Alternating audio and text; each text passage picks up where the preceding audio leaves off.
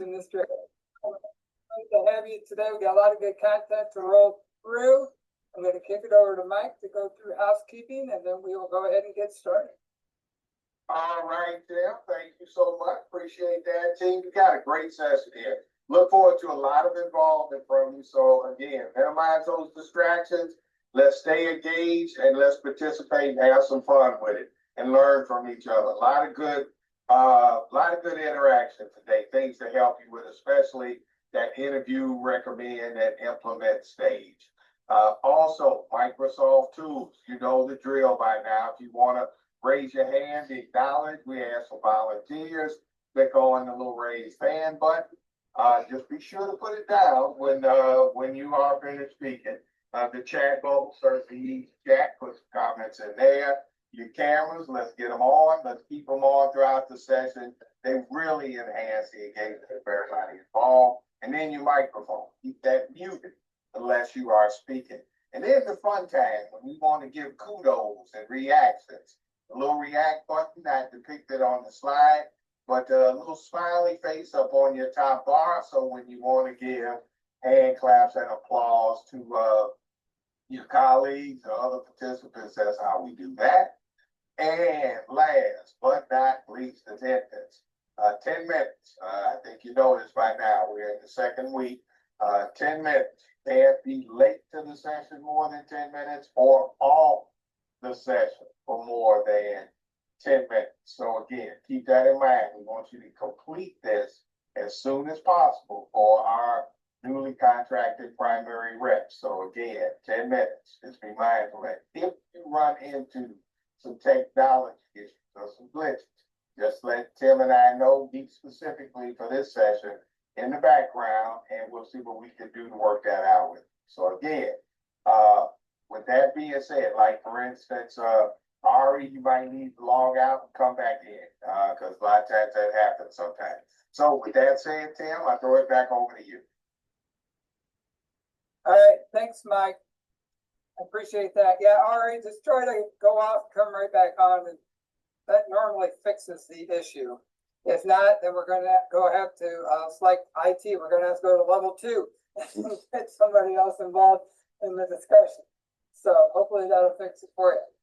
So as we're rolling along today, so here's our agenda. This is what we're going to be spending the next 2 hours and a little bit over than that focused in on. We're moving beyond the setup step and then into the interview step. There's some good stuff in there you can see on rapport building, active listening, learning to ask probing questions, knowing the difference between open and closed probes, handling objections, and then we'll pivot into the recommend and implement step. So where we're starting to really kind of build towards is you now getting in front of that client, sitting down with them, and starting to build your business, asking those questions, writing those applications, getting stuff placed, getting yourself paid, helping the client, helping the country, and helping yourself build and grow a sustainable, profitable book of business. And that's really what we're going to be focused in on today. All right. Oh, now let's get over where you're supposed to be. There we go. All right, so I talked about this. So we're going to move into the interview step of the sales process. And when we get here, there's really 4 key things that we want to be focused in on at this point. So during the interview step, 4 big things that you're taking care of and what you're going to start doing with your clients. Give it a few months. This will start becoming more and more comfortable for you, and you're going to gain confidence, and you're going to see your closing ratios increase. So first and foremost, you're sitting down with the client to gather that information, right? We have a lot of different tools and resources that you can use to do that. And you are going to find through the tools and resources that Country has created that a lot of those questions that you are asking are really probing and aligning you to put it towards a product or a particular feature within a product that aligns with that client and how they are answering those questions. So it is built to really help you to be able to go, well, I appreciate you bringing that up. And here at Country, we have this particular product and we have this feature that actually does what you're talking about. Let me tell you about it, what it is, and how that works. And you can have that conversation. And then after you've had that conversation, you can say, well, with your permission, I'll go ahead and add that to your quote, or I'll add that to your policy. And you're starting already, even in the interview step, to do those assumptive closes. And you're starting to bring that a client along with you in the process. My analogy of this in the interview step is you can either pull the rope or you can push the rope. And if you try to push your client into making a quick decision without explaining to them the features and the benefits behind what you're offering them, they're not going to come with you. But if you gently talk to them and explain to them the value you can provide through the products and services you have and the features and the benefits they provide, you can bring them along with you throughout that interview step along into after preparing the recommendations. And when you sit down to give them the proposal, you've already sold it. Now it's just getting through the paperwork and getting them to sign and give you a check so you can get everything in place. So the process was built specifically to help you help your clients in making decisions and understanding the value that you can provide for them. So step one is sitting down with them. Step two is understanding what's important to them to make sure that the recommendations you are making fit what they are telling you is of concern to them or is of interest to them or is what they want to get protected. So you want to make sure that you're asking probing questions to draw out of them what's important to them to tailor your recommendations to them. Okay. Next, we want to talk about plenty of rapport building. And I've just been talking about that with you and active listening. I think for me, I know for me, the hardest part for me was to truly listen because my brain was always racing to, well, as they're talking, I'm like, well, this would work over here, and I think this would work, and I think this is important for them, and I should probably talk to them about that. And I had this tendency, I want to try to fix everything. Well, guess what?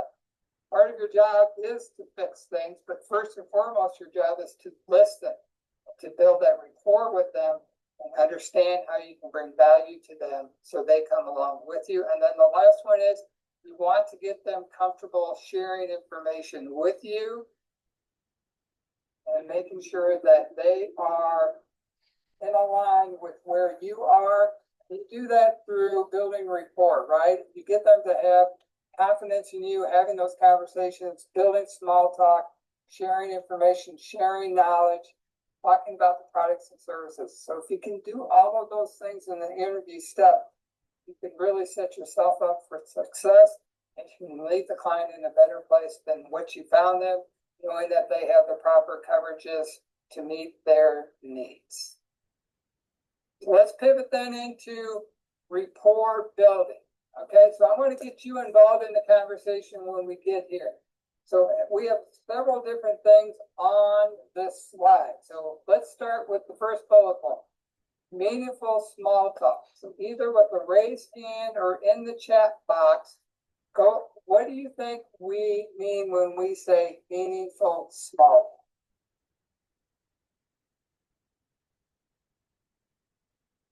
talk? All right, Ari, go ahead. So I would say like, oh, what do you do for a living? Or do you have small children? Trying to pick their brain a little bit to set up or open doors for life insurance, financial planning, stuff like that. Okay, good. All right. Jimmy, I see you have your hand up. I would ask them, hey, anything exciting going on in your world? Right. Yep. Okay, good. Again, it's all about them getting to know you and you getting to know them. So it's you asking them questions, what's important to you? Have you thought about your life insurance program or about your auto and home insurance lately? When's the last time you took a look at that stuff?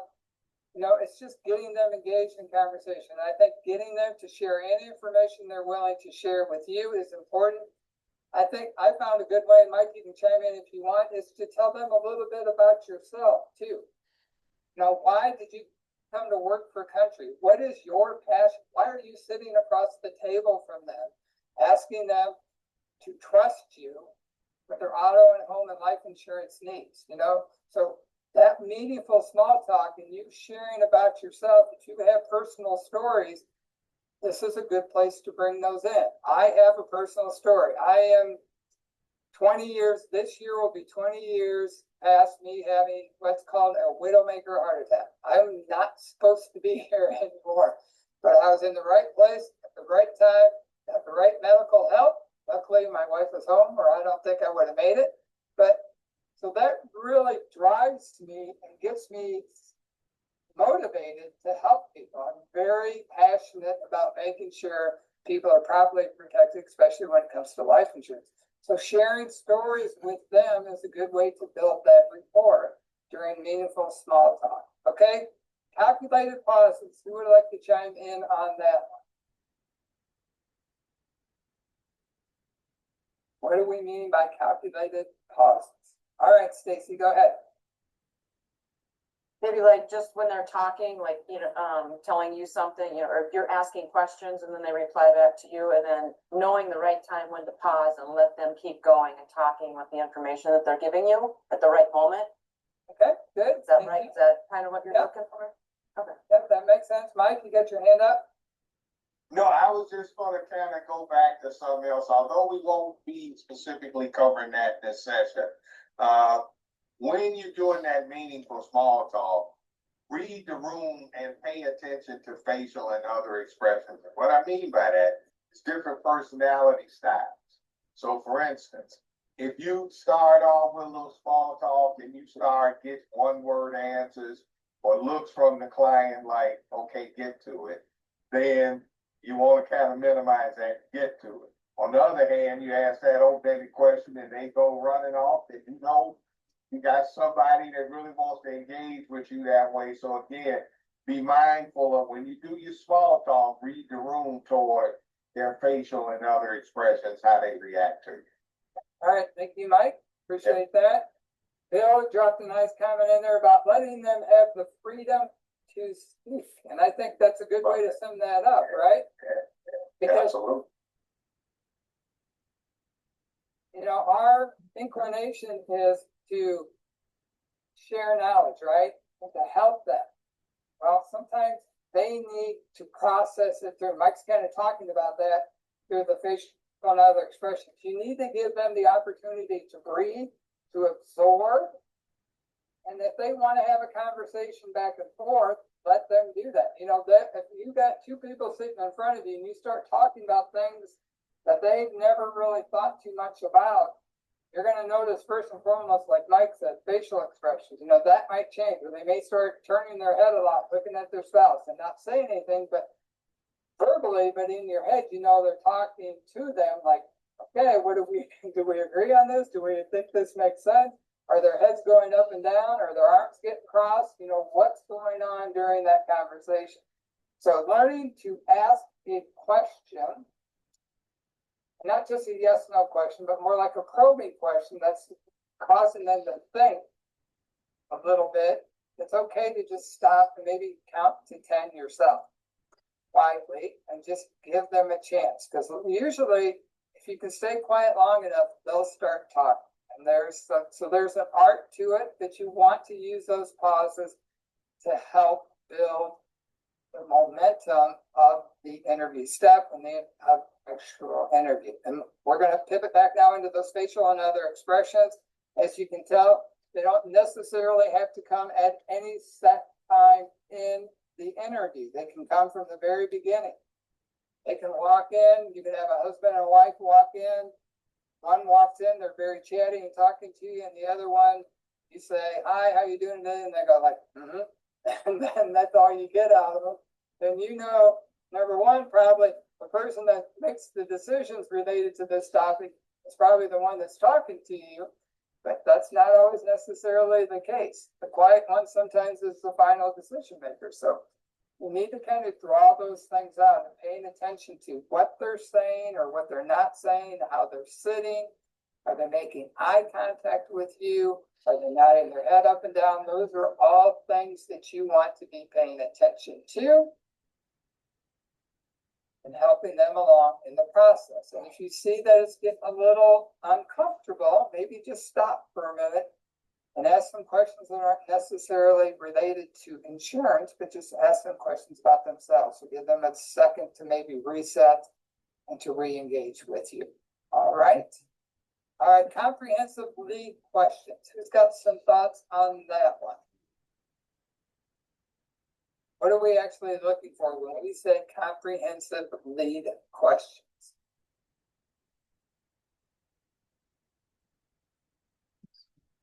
Hmm. What are we trying to gather? If we're asking comprehensive questions that's leading them to a particular subject, or what are we trying to get out of them? All right. I'm gonna say when we're asking comprehensive questions, it's to form a plan, like a package, right? Okay, that would work. Yep. Anybody else? And we're trying to get specific feedback, right? Jimmy, go ahead. I would ask like more detailed questions about their situations, about their policies, such as home, auto, or they even have a life or retirement. Yep. Okay, so yeah, starting to have specific questions so you get specific feedback, right? And again, those could be closed-ended, but you're only going to get yes, no answers. So you want them to be more open-ended. For example, here's maybe a few. So let's say, Ari, I'm talking to you, say, Ari, tell me about your thoughts on life insurance. Do you own any? Okay, tell me about that. Then I can ask some more questions. So why did you decide to buy that amount of life insurance? You know, do you have it? Is that what you have through work? Is that something that you purchased on your own? And just start talking to Ari about her life insurance program and how she got to where she is. All right, maybe another one. What's your relationship with your current carrier? How long have you been with them? When's the last time they sat down and did a review with you? Has anybody ever actually taken time to explain to you your different auto coverages, how they work, what's the benefit to you, what's the benefit to the other driver, the features and benefits you have on your policy? Has anybody taken the time to sit down and walk through those with you, explain those to you? Because I can do that for you. Whether you come with me or you don't come with me, I can explain to you your coverages, how they work, what they mean. And then if you want to go back to your current company and ask them questions, then at least you have knowledge to move forward in that conversation, whether it's with me or with them. All right. Another one that I like that's really good is that other than premium, what are the most important features or benefits you want to have included in your home insurance policy? Okay. So again, what are we trying to do there? We're trying to get them off of premium and get them to focus in on what we're offering them and how to bring value to them. Because once you provide the value and they understand it's something that they didn't have, or they now understand better, the premium is less of a hindrance for them to move forward because you put a value behind the price for the services that you are offering to them. All right, any questions on that? And then the reinforcement. What do you think we mean when we talk about reinforcement?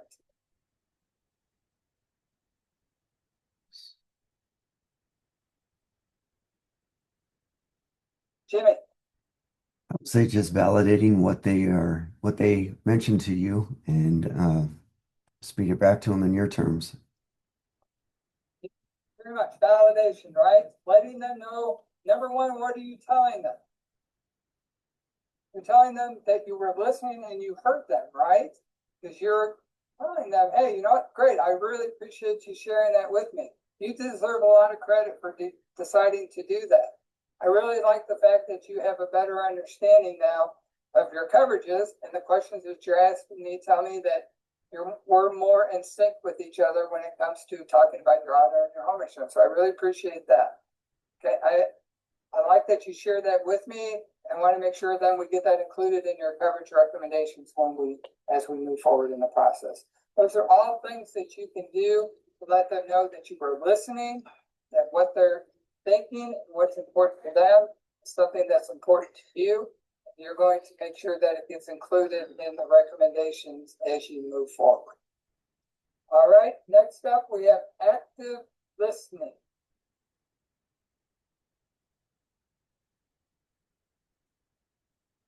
So again, I want to kind of get you involved in this. I don't want to do all the talking. So as we're looking at our best practices here on the slide, when we talk about limiting self-disclosure, what are we getting at there?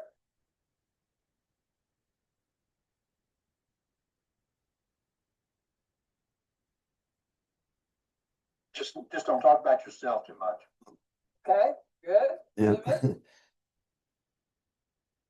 Bill beat me to it. Right, so during the interview especially, where should the focus be? Then, Not on you, is it? Focus should be on who? Person sitting across the table or persons sitting across the table from you, right? The client, the prospect, whomever that is, but that's where your focus should be. There's the old, everybody heard this 70-30 rule. We should be listening 70% of the time and talking about 30%. It's hard to understand that, but the better you are at listening, the client says, you know what, you're really paying attention to me. I know some reps that like to take notes during this phase as well, jotting down some key things or that the client mentioned that were important to them so they can reference back to them as they move along in the sales process. So there's another way that you can actively listen by making sure that they're the focus of the conversation and it's not you, okay? Being non-judgmental, what are our thoughts on that one?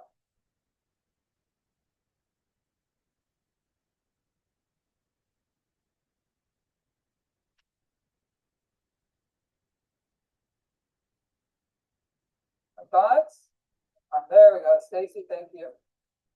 Yeah, I mean, well, that's pretty obvious, you know, not judgmenting whatever they're saying to you about their situation or what they want, you know, what they're looking for. You know, I mean, that's very self-explanatory to me. Yep, no, it is. That's fine, but I still like to get people involved in the conversation, so that's good. Megan, I saw you had your hand up. Is there something you wanted to share? I would say like maybe when you're helping them budget or spend, don't judge the way their lifestyle, right? So try not to bring up, you know, will you spend this much, you know, during that conversation to just not be judge Okay. the way they budget or how much money they want to spend. Right, I'm seeing some good, thank you. I'm seeing some good comments dropped in the chat box. You know, it's not about you, right? This isn't the look at me conversation, right? This is, I'm here, but I'm here to learn about you. And where you are is where you are, okay?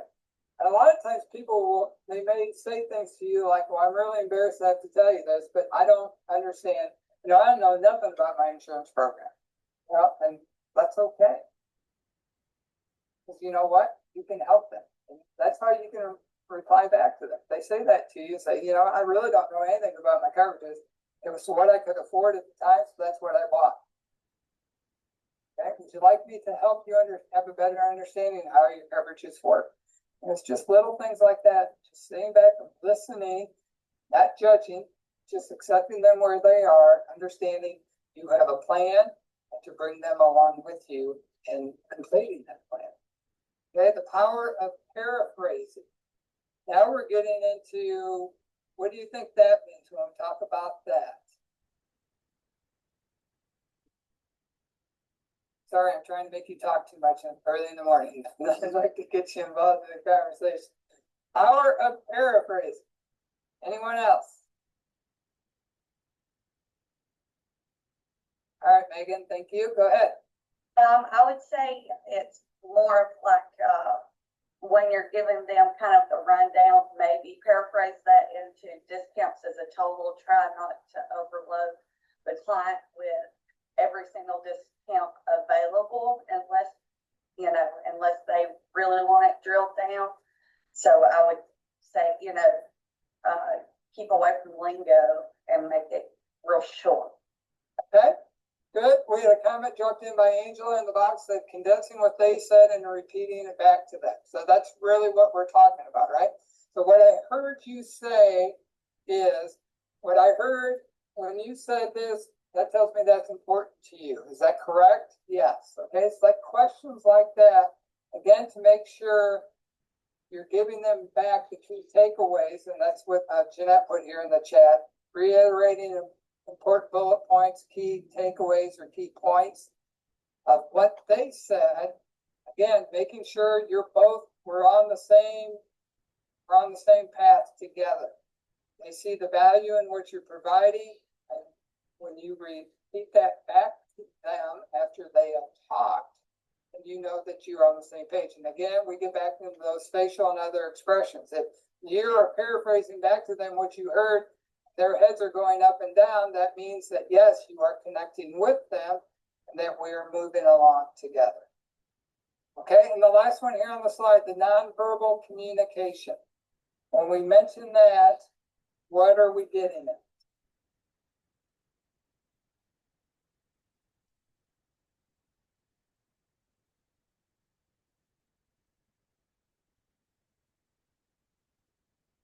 All right, Ari, go ahead. Body language, facial expressions, smiling, things like that. Yep, good. All right, and then Bill? She took what I was gonna say, just basic body language, how you're looking at them, how your posture, things like that. All right, and then Stacy. Or their lack thereof. If Right. you can tell if they're not getting it and you need to back up and explain something, better. Okay, there is a stat out there that says that only about 7% of what we communicate through our words is retained, okay, by the client. So does that mean they're only listening 7% of the time? No, it does not, but it just means that you communicate with them then with other things beyond your words. All right, it's your expressions, it's your enthusiasm, it's how you're engaging them in the process, it's you listening to them, drawing them in, getting them involved. All of those things are important, and the nonverbal cues are part of that, and paying attention to what they are doing, not only what they are saying, and making sure that they are listening to you and doing little checkpoints along the way, saying, okay, so what I hear you saying is this. So we're in agreement that this is important to you, and we want to make sure that's included in your coverages. And if they're saying, yes, that is, and their head's going up and down, you know you are in sync with them as you continue through the interview process. Okay, so those are all the things we're looking at and thinking about when we're here. So I talked a little bit before about the probing questions. So probing questions are intentionally there for you to gather information, right? To get them involved in the conversation, to make sure that you have a clear understanding what's important to them, so you can recommend the proper products, services to meet their needs, and to give them the coverages that provide peace of mind for your clients.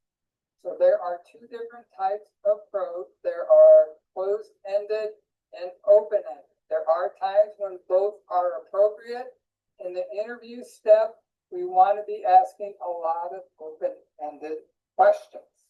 Because again, we're trying to learn about them, what's important to them, what do they want to take care of, and all the things that kind of go with that. So we want to be asking a lot of open-ended questions in the interview set, but there are times that closed-ended questions can be appropriate for confirmation as you're going through a process.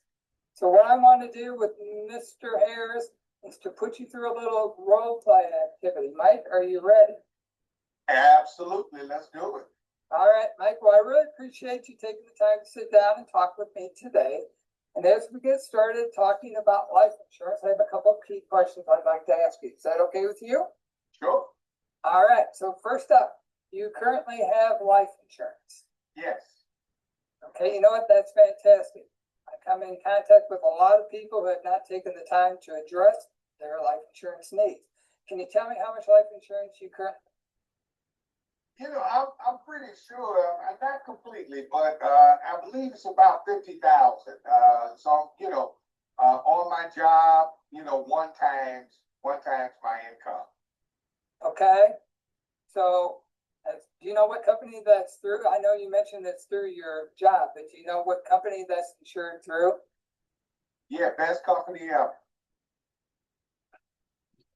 And the insurance company, the best company, and who would that be for you?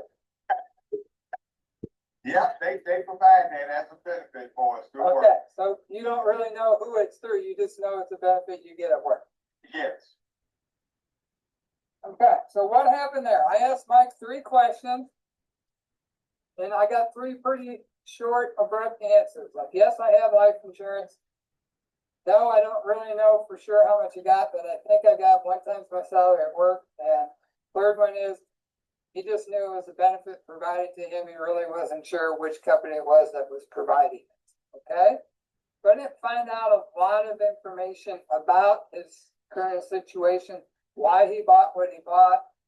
If he thinks $50,000 is enough. Now, what's his family situation look like? Is there a need for additional life insurance? There was no probing going on in that conversation. It's me just asking some simple questions and him giving me back simple answers.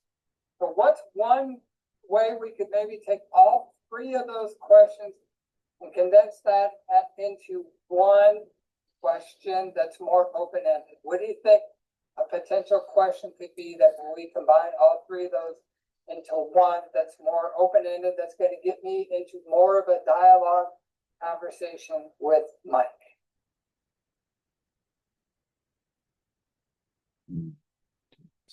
What do you think?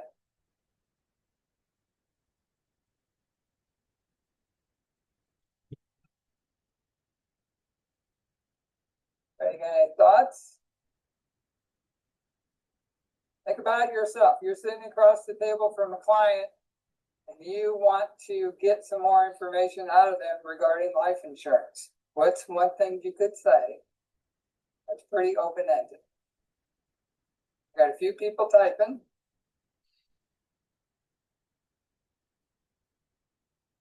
Okay, Ari, thank you. Christy, thank you.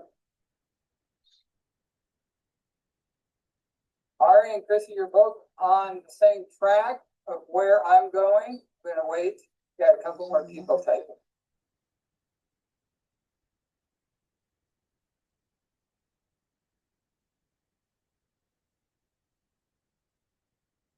All right, people are typing. I'm gonna start talking. Then we'll kind of watch it. There we go. Okay, Bill, you dropped it in there a little bit. What do you know, or can you tell me more about your life insurance program? All right, help me understand. Like I was just saying with Mike, help me understand why you bought what you bought. All right, because I didn't really find any of that out. So tell me more about your life insurance program. How did you decide that 50,000 was sufficient for you? Do you have a family? Do you have other policies besides what you have at work? Have you ever had a conversation with somebody around life insurance and determining how much life insurance you should really own to protect what's important to you? Mike, go ahead. No, I was just saying, it's just a me thing, but I'll share it with you and you can certainly do with it what you will.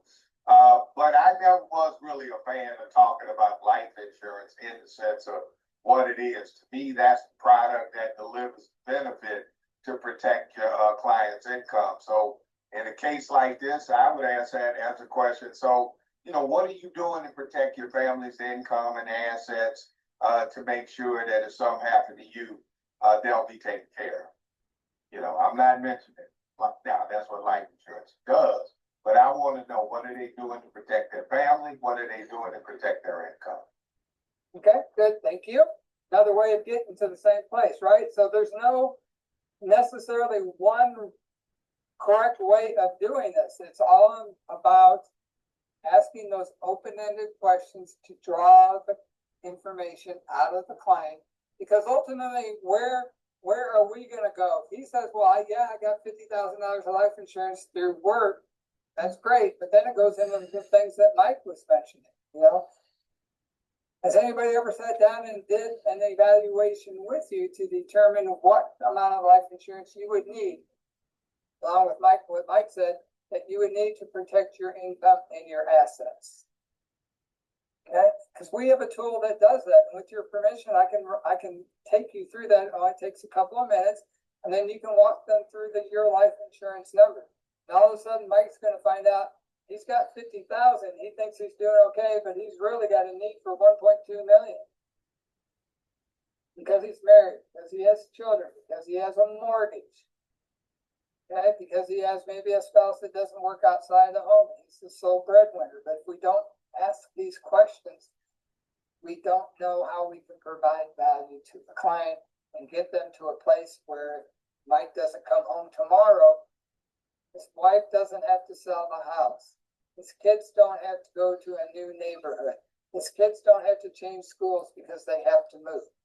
Insurance and making sure they have the proper amount, because we asked enough open-ended questions to gather that information, allows that family to move forward. Yes, they're going to be paying for the loss, but yet then we don't have to have the upheaval of having to start all over again because there wasn't enough protection in place.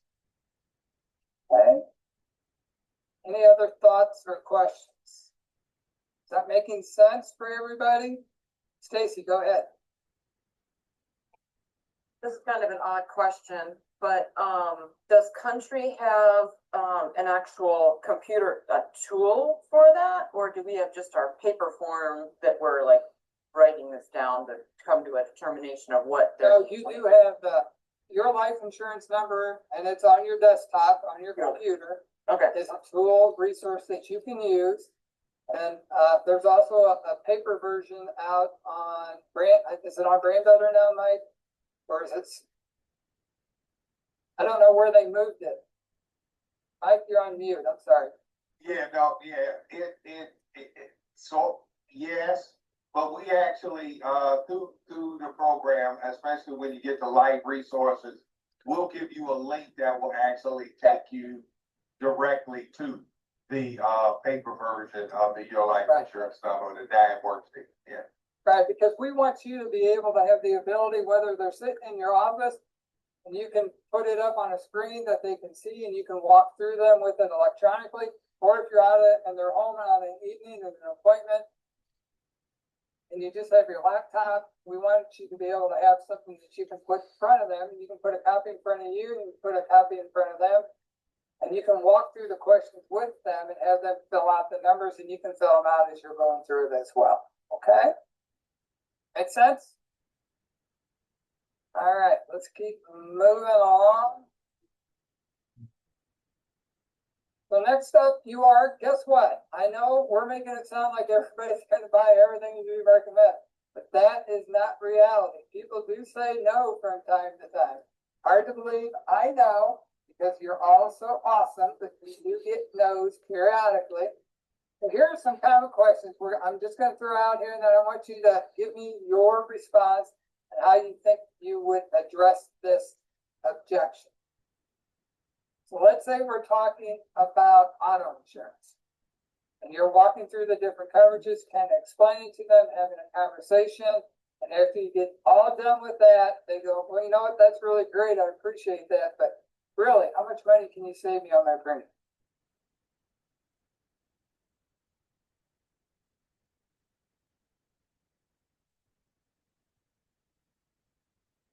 Jimmy? That depends on their age, their accidents, driving record. Okay. Right? So there's factors that are going to help determine that whether or not I can save premium for you, correct? Yes. All right, what else?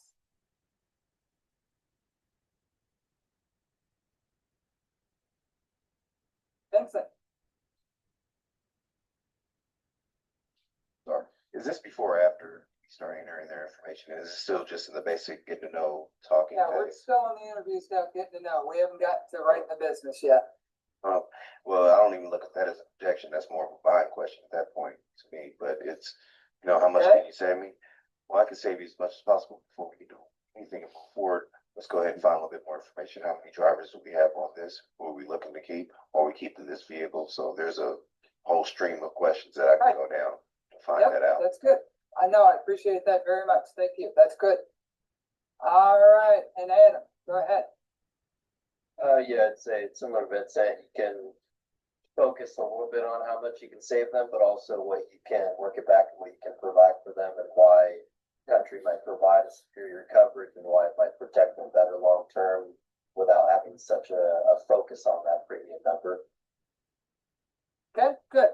All right, I'm gonna drop a few things here in the slide. These are some things that people that have, that's pretty successful with country.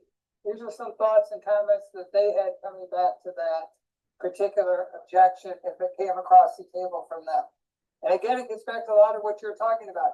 Is it more important to save $15 a month and find out later on that you don't have enough coverage and you have to write a check for $150,000 because you chose lower limits instead of the proper coverage is based upon what you told me was important to you and the income and the assets that you had to protect.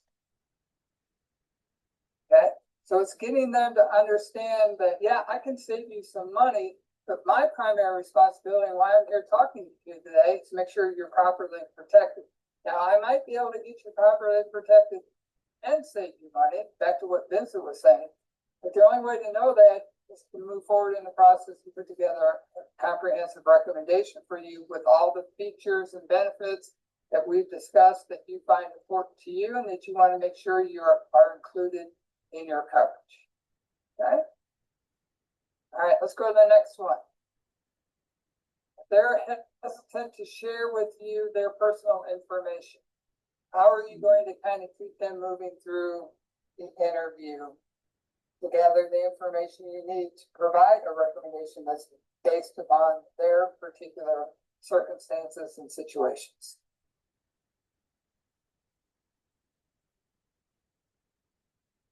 All right. I actually have a question about that because I've noticed that when I put in, for example, basic information like first name, last name, date of birth, home address, everything else pulls when I do the auto. Everything pulls when you do what? I'm sorry. When I run the auto, Okay. When you say everything else pulls, are you talking about the auto information? no, Or so what like do you- it'll pull driver's license information and Yep. it'll also pull social. Yep. So there is a tool out there used by most insurance companies called the Common Carrier Report.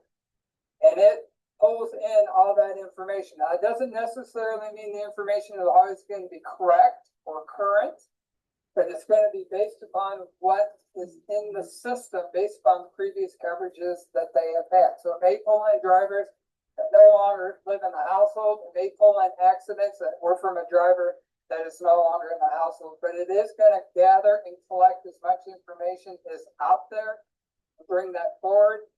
Part of your responsibility then if accidents start popping up or additional drivers is to just ask some probing questions. Say, okay, it's bringing in, like Ari, I'm talking to you. Okay, well, it's bringing in another person that lives in your house by the name of Jimmy. Is Jimmy still living with you? And you say, oh, no, that's my son who moved out 5 years ago. He's no longer with us. He has his own insurance. And then we can remove him from your household, but it may pull him in initially. Okay? Does that make sense? Yep, so, but with that being said, like, I feel like that helps me skip that, hey, can I have your driver's license information? Usually, once I get to that point, then I just verify it versus asking for it.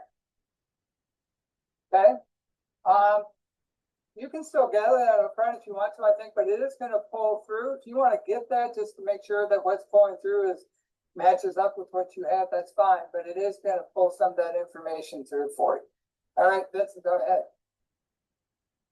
No, to follow up with Ari, what you were saying, I completely get that, because yeah, it will pull up and you feel that, want to just verify what you see right there. But you're going to get in some cases where people have moved to new locations, have moved into state new, and it will pull up old information that's on there. So in the sense of verifying it, yeah, okay, is your South Dakota license, I see, is it still da-da-da-da-da this? well, no, I have an Arizona license now. Oh, great, well, we need to go ahead and update that so that we can go make sure we get you the best rate possible for the policy that we're moving forward with on here. No, Yeah, when I say things, I'm sorry, when I say things like that, is yes, one, I'm letting them know, yes, I'm still trying to save you the money, going back to the first one, how much can we save it? Also moving forward, I'm letting you know, I'm gonna need all this information in order to do this. And third, I ended with giving them something to close on it with them at the same time. Hey, we need that so we can move forward with the policy that you're about to purchase or the one that we're about to get you taken care of on. And they're to just plant that seed in their mind, oh, I'm about to buy this when we're done. Yep. So I approach All right, good. Thank you. Yeah, all right, Mike, go ahead. No, team, also too, I just kind of wanted to, just share with everybody some about what we do at Country Financial as trusted advisors and total risk managers. So from the standpoint of how much can I save you, if I save you some, okay, that's great. But what I'm gonna do is make sure you have the right protection to protect the things that are important. It's not about saving money. It's about making sure you're properly protected. So I'm not gonna give a whole lot of deference to how much can I save. I'm gonna give all my emphasis to how I can make sure that you're adequately protected for all the risks that you have in your life. The value I'm gonna provide, not how much I'm gonna save you. I just thought I wanted to emphasize That's that. great. Yeah. Yeah, and Ari, kind of back to you too, and Vincent brought this up, sometimes, what state are you in, Ari? You're in Illinois, right? Yeah. You may have a client that pulls up, like Vincent said, you have a client that lives in Illinois where you are now, but they have an out-of-state driver's license. And we ask those questions, we need that information to make sure we're going back far enough to gather the appropriate information to give them the proper premium, the proper recommendation.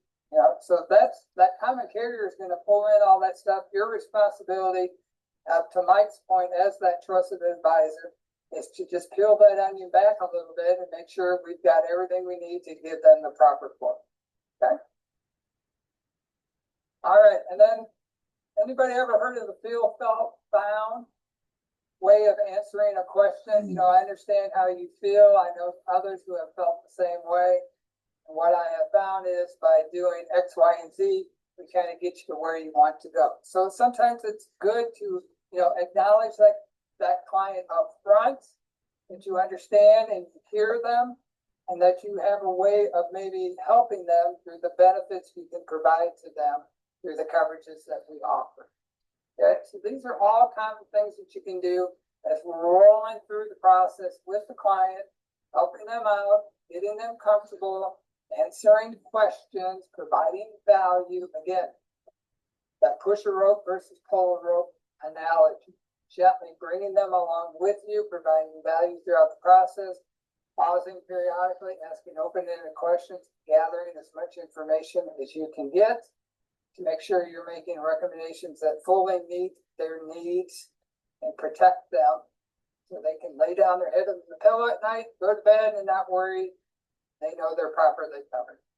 So with that, I'm going to pivot it over to Mike. We have an activity. We're going to keep rolling along. All right, thanks, Tim. And great job, everybody. And again, the whole thing is answer the client's question, take that opportunity. Remember, objections are opportunities. So do that just like that. That feel felt found one, that was so funny to me. I don't know if anybody's ever bought a Mac anytime soon, but it was almost comical to me when it was like this is mattress 101. That whatever mattress store you go to, they're gonna tell you you're gonna spend a third of your life on a mattress, so you need to be comfortable. And I'm telling you, go to whatever, and they go, and I was just sitting there, I'm like, wait a minute, stop, let me tell you. I spent a third of my life on a mattress, so I need to make sure I get some comfort. Is that correct? And they've had this flustered look on their face. But anyway, I just thought that was funny because that's what that feel felt found. It certainly works. But I tell you what, boy, every time I hear it, I go, there it goes, feel felt found. We're doing it. But it is a great resource and a great way to just make it real simple for you to get it across to the client. Okay, enough of that. Interview role play. This is what we're gonna get to do now. All right. We're gonna put you in breakout rooms. I got 3 rooms set up. There's 3 different scenarios. And matter of fact, let me put that in the chat so we make sure that you can go ahead, open that up and access it before we go into the breakout room. So with that, when we get in there, you're gonna have 3 scenarios. We've got the mortgage, we've got Kowalski, and we've got Carter. And so you'll see, you'll either be in room 1, scenario 1, Morgan, room 2, scenario 2, Kowalski, or room 3, scenario 3, Carter. And in there, what you want to do is pair up and then role play with each other. One be the rep, one be the client, and do the interview. Now, obviously, you're not fully complete a fact finder form that's kind of completed for you. So you got some of the information in there, but just have a chance to go through, one play the rep, one play the client. I'm going to give you 15 minutes total. So I do want you to rotate about, 5 minutes to do that. So make sure you rotate, be able to do it, and then have some time to debrief among yourselves. Now, all of the rooms have 4 in them, with the exception of the Carter scenario where you have 5. So make sure you work your timing out so that everybody can get in there and have a bite at the apple for one playing the rep, one playing the client based on the fact find. So take a look at your session and then what room you'll be in. I'm going to give you 15 minutes starting now before I get ready to open up the rooms. But before we go to the room, what questions do you have? Give me a hand raised emoji if you got a question, or give me a thumbs up react button if you kind of good to go based on what you see there. Okay, I see Ari thumbs up. I see thumbs up, so we're good to go. I'm gonna put you in the rooms. Remember, 15 minutes total. Make sure you divvy it up. One play the rep, one play the client. All right, team, have fun. Also, pick somebody from your team who's going to be your spokesperson when you come back to share what happened in your room for each scenario. All right, team, here we go.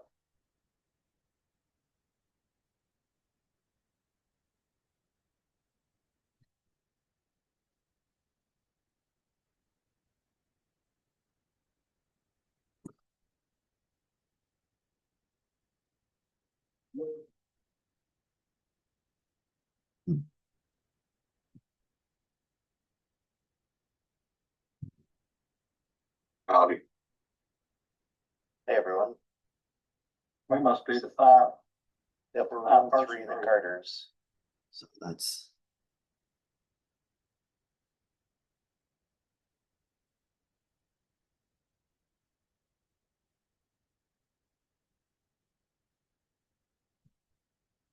so we are the Kalowskis, correct? Nicole, Nicole, okay. Sean, must have been. We're the Carters, right? Is that 3? Yep. Oh. Yeah, it says up in the top left of our. Yeah. Oh, I see it. Carter's. Thank you, Andrew. Problem. Wow.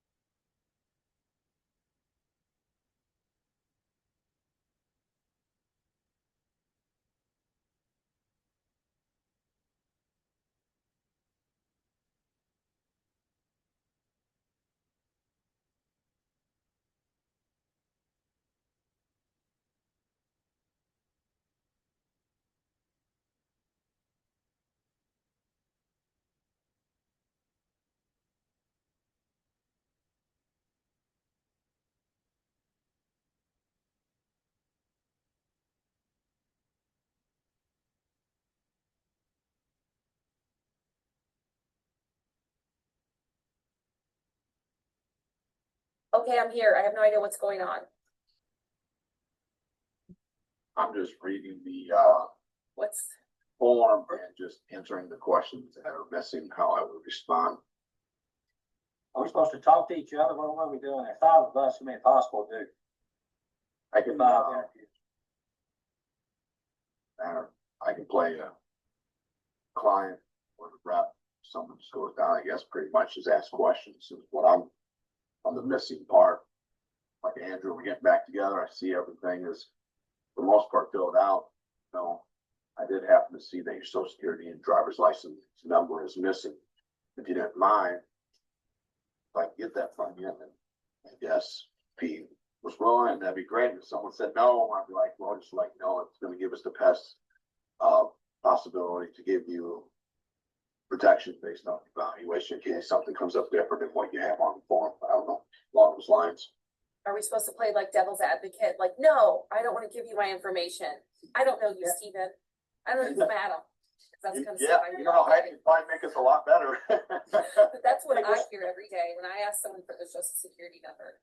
Why do I gotta give that to you? I didn't have to give that to anyone else, which I would usually say, probably not, except for, I don't tell the bosses, but I just got a quote from State Farm and I didn't give them any of my information. I gave them my deck page. And that was it. And yes, nothing else. And I know my social security number wasn't on it, so, That's good. but I don't know. I don't know how anyone else can run a quote without it, but Yeah, how would I go about that? I'd be like, that's great that you were able to get a quote from them.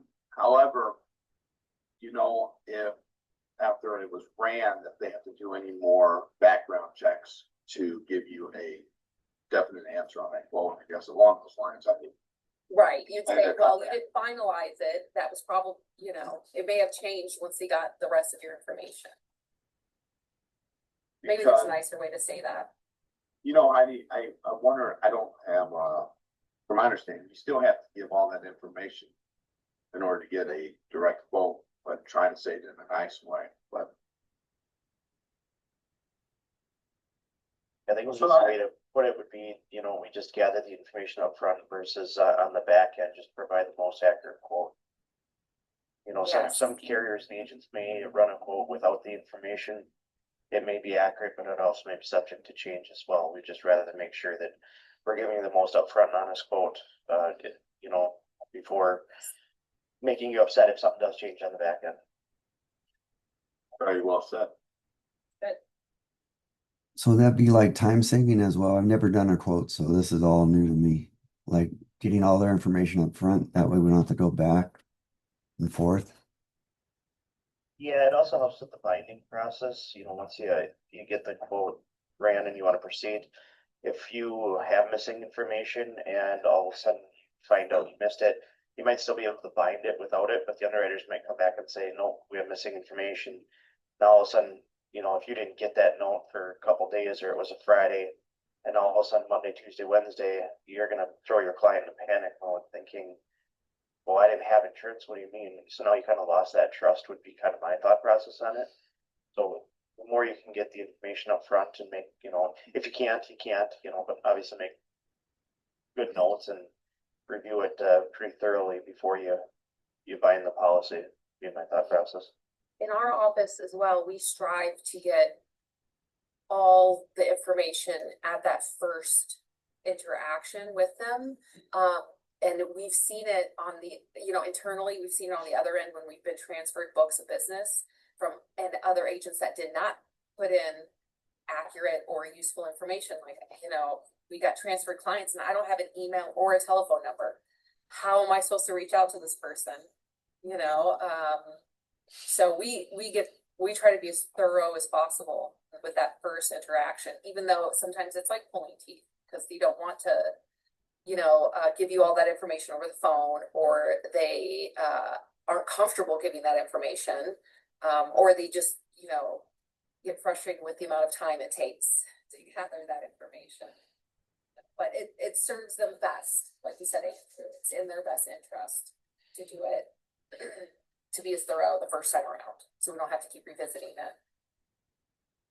Yeah, and so kind of looking at the sheet with like the missing personal information, I mean, the social security number that, I don't know if, how much experience you guys have with that, but yeah, the rates are based on running that soft inquiry.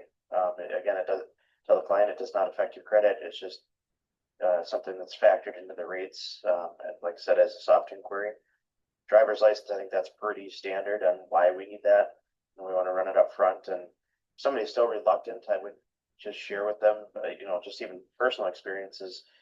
I've had a not at fault accident. I claimed it as a not at fault. Let's say I hit a deer. That doesn't mean your prior insurance company entered it into their system appropriately. So when we do go over on that report, it may come back as an at fault accident. You're going to have to go back and get a letter of experience from your prior carrier stating that it was a not at fault accident. So if we can just gather that information up front and run the reports, we're not going to have any issues and, you know, kind of waste the frustrated time on your behalf and mine. Nice, I like that. You know, when it comes to it, Andrew, why do you need to know all my assets and liabilities? What's the importance of that when we're just doing auto? I can answer that. So I don't know if you guys have done B-File. If you have that option, I definitely would sign up for B-File. We're starting, we've been using it for 2 months now. We're really getting into it. We have this thing called the risk assessment tool. And we do at the beginning of every quote or every annual review, any interaction with a client, we try to do it at the beginning.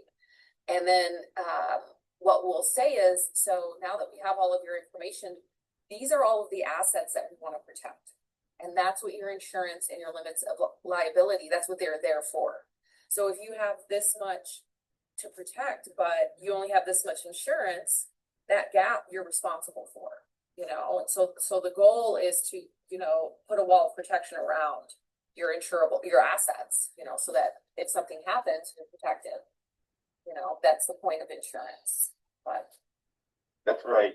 And yeah, to even piggyback off that with the auto and home, right, that is something that if they don't have adequate coverage on, those assets are going to be subject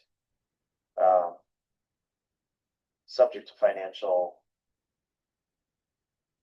burden, or, you know, however you want to put it. You're at risk, yeah. Yeah, right, yeah, your assets, there you go, your assets are at risk. Yeah, your assets are at risk. So it's about protecting, like, so we try to use the term, we try to say, you know, we want to put a wall of protection around you and your assets, the things you've worked hard for. That's how you would answer it to somebody is essentially. Yeah, I figure I was going, oh, yeah, she.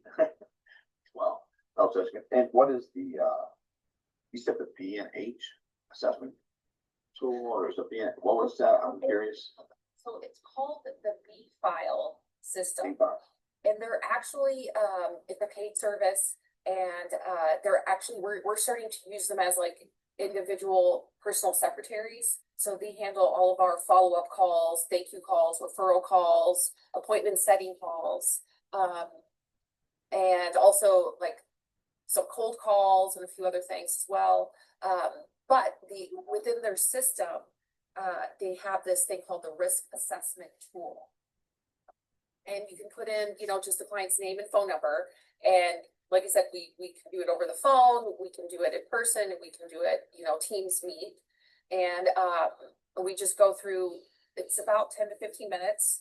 And it's just asking them questions about their assets. How many cars do you own? How many homes do you own? You know, what's the approximate value of the home?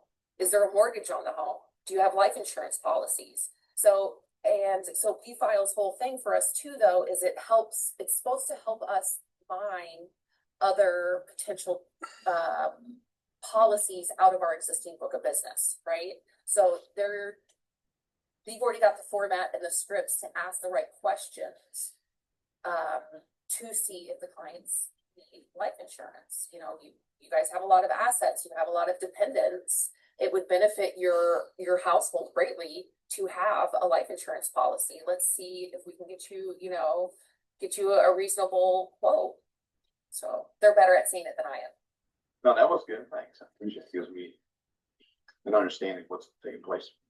Yeah. So we're getting more. We just started with B-File ourselves like about 2 months ago, and we're just getting into the rhythm of it. You know, all of these tools are great and useful if you can use them, if you know how to use them, if you utilize all of the ins and outs of it, so.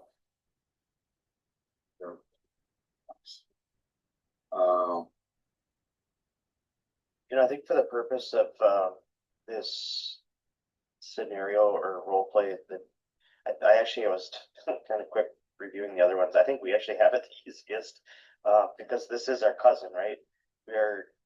We met up with them at a family reunion. Hey, we're sitting down, we're protecting your assets, right? Like, so we are missing this information, like we said, we need to gather to provide the most accurate quote, not avoid any rate changes in the future. And just make sure that we're giving the best rate up front, to make it as easy as possible for me to make that change. As far as the why are we asking this information, again, we covered that, right? Like, we want to make sure that we're not putting your assets at risk by providing inadequate coverage. I don't know if you guys saw the goals and retirement and whatnot. He has no idea. I mean, he has no idea. He could be working another 20 years and he has no idea what he's on track for. So that, you know, this information gathering is really helpful for us to be able to meet your retirement goals and needs. And obviously life insurance is a protection of that goal as well. And oh, by the way, we have a financial advisor. But I think, I don't know if you guys looked at the other ones. I think we have the easiest one. Well, we can- natural market's always nice too, because it's family, you can Right. kind of break through some of those barriers. Now, we can offer fixed index annuities, right? Which is not variable. That I'm not sure. I'm not an No, advisor. I don't think we can do fixed unless you're a financial advisor, even though it's fixed. So, I know we got the IUL, I think, Yes. yeah. But you can set up annuities, from my understanding, but I didn't know which. I guess I'm gonna ask Michael Harris. Yeah, I don't know, we don't have a financial advisor yet, but we're hopeful someone will take interest in write that rule. You're already with an agency. Yes. Yes, I'm with what was it, a career agent? But he just started over here with, Country Financial. We've been with Country Financial for a year now, but he was with American National for 38 years. Okay. So he's pretty well established, but.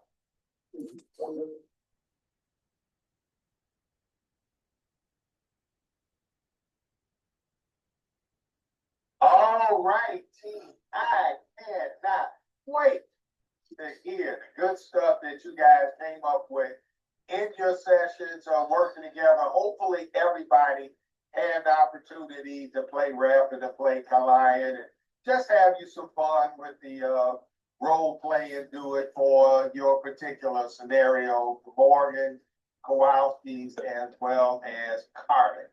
So with that said, from the Morgans, who had the Morgan scenario 1, we had Stacy, we had Angela, we had Ari, and we had Christy. Who's going to share with us what happened in your room? What were some of the good things, good takeaways you had from going through your role play? So who's your spokesperson between Stacy, Angela, Ari, and Christy?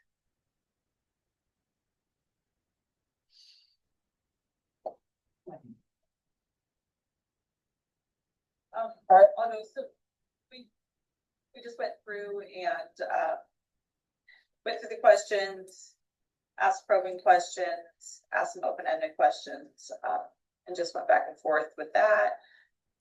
Talking about, different levels of coverage and we're saving, talking about saving money and value and all that good stuff, so. Okay. Did you uncover anything, any gaps that you saw, or opportunity to provide additional coverage that may not have been there? We talked about, liability and medical on the home. About maybe increasing that from 300,000, to $500,000 or $1 million. And then of course, Okay. cross-selling that umbrella and going through that. Okay, good. Ari, I see you smiling. What would you like to share? No, it was just funny because we were talking and we didn't pick a spokesperson, so I'm glad Christy stepped up. I was wondering, y'all all had that look at, okay, all right. Now, so for the rest of the team, for Kowalski's Carter, you guys got a little heads up on this now, so hustle up, talk amongst yourselves, get ready for us.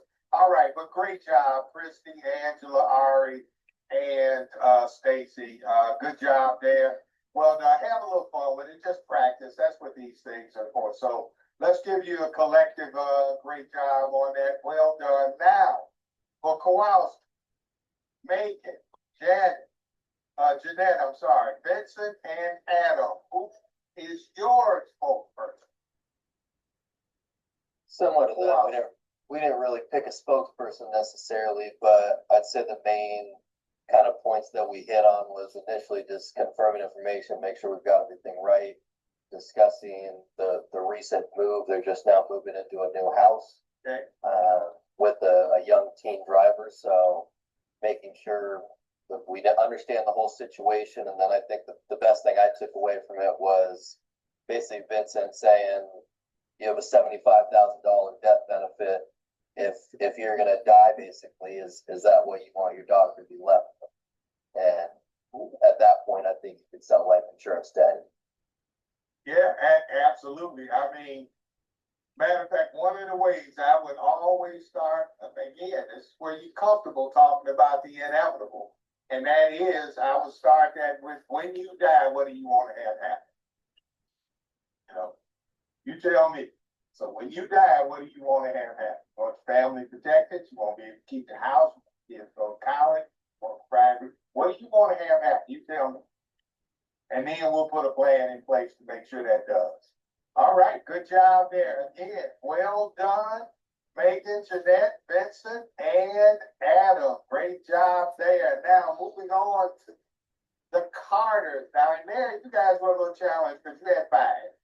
But I'm pretty sure the teamwork makes the dream work. You got it all worked out. So everybody got to bite at the apple. So between Jimmy, Stephen, Bill, Andrew, and Heidi, what were your key takeaways out of yours? So who's your spokesperson and what were your key takeaways? Yeah, I can jump in, I guess, unless anybody else wants to, but, look, ours was simple, right? This is our cousin. We, teamed up at a family reunion, and I think we all just, agreed that, hey, cousin, you're gonna give us all this information, and we're gonna do the best we can, because we don't want to ruin the next family reunion by everybody going through probate with all your stuff. Not just joking, we didn't talk about that. But no, when we were looking at the information, there was the missing Social Security driver's license. We just, talked about how this is to provide the most accurate quote. Other carriers may be able to offer quotes without this information, but we want to avoid the hassle and headache of, rate changes and, things changing because of maybe an accident was filed inappropriately as an at-fault accident versus a not at fault. And, then we're going to require additional documentation for a letter of experience, things like that.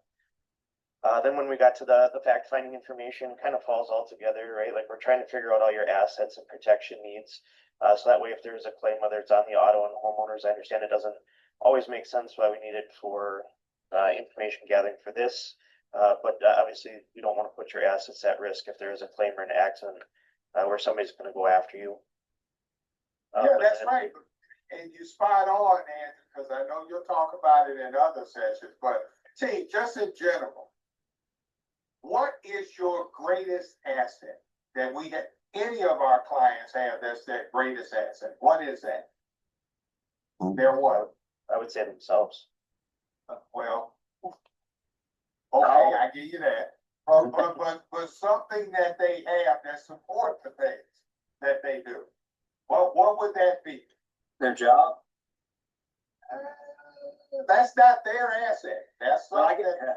I guess they're home. They're home then. Okay, but what are they buying with, Ari? I was gonna say kids, but those are liabilities. No, those are their income, and that's why I asked that question. Because those people don't consider their income to be their greatest asset. No, it's your income. Your income buys all the rest of those things. provides for those lovely bundles of joy that are your kids, but it's the income.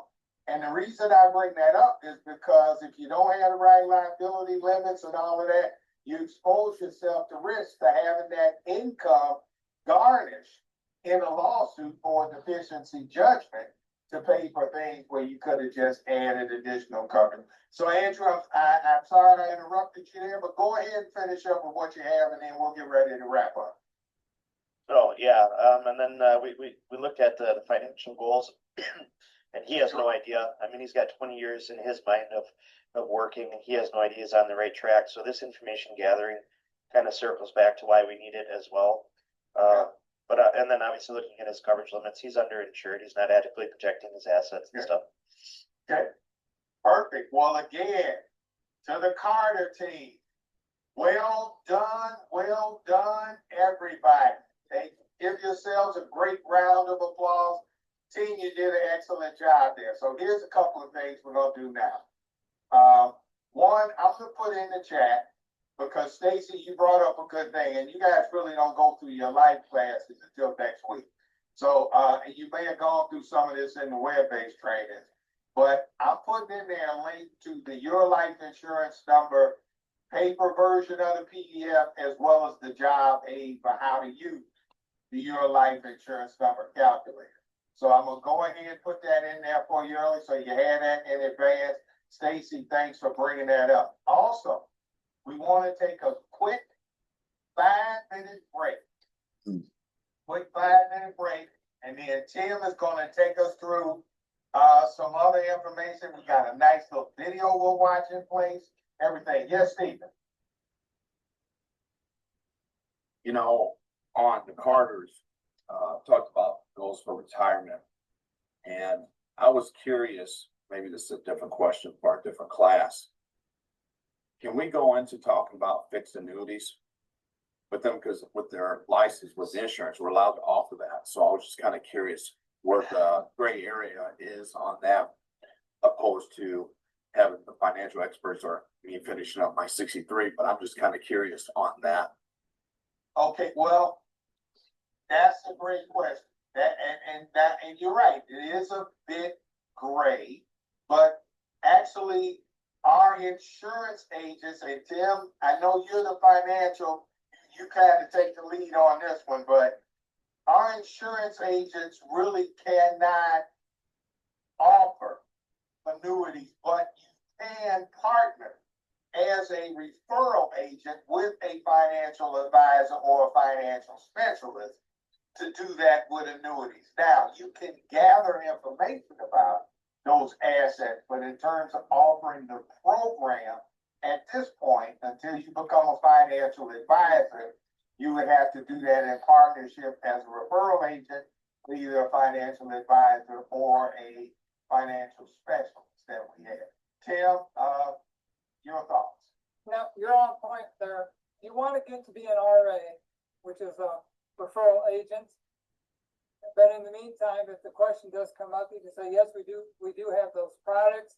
More than happy to set up the time to sit down and have a conversation with you on that. I would probably bring somebody into that appointment with me that has a little more breadth of knowledge. I can share important features about the products and how they work. Recommendation, we sit down with them to present them to the client, to hopefully get them to agree on a course of action that's going to put some policies in place, provide the coverage they need, and to give them the peace of mind that comes from knowing that somebody has actually taken the time to sit down with them, gather that information, prepare recommendations, and present them to them that actually are tailored to their specific needs to make sure they are properly protected. So that's where we're going to go on right now. So as you begin writing business and writing quotes, you want you to be thinking about possibly when you sit back down with that client, you know, what are some questions they may have, or maybe anticipate some objections you might see or you might receive,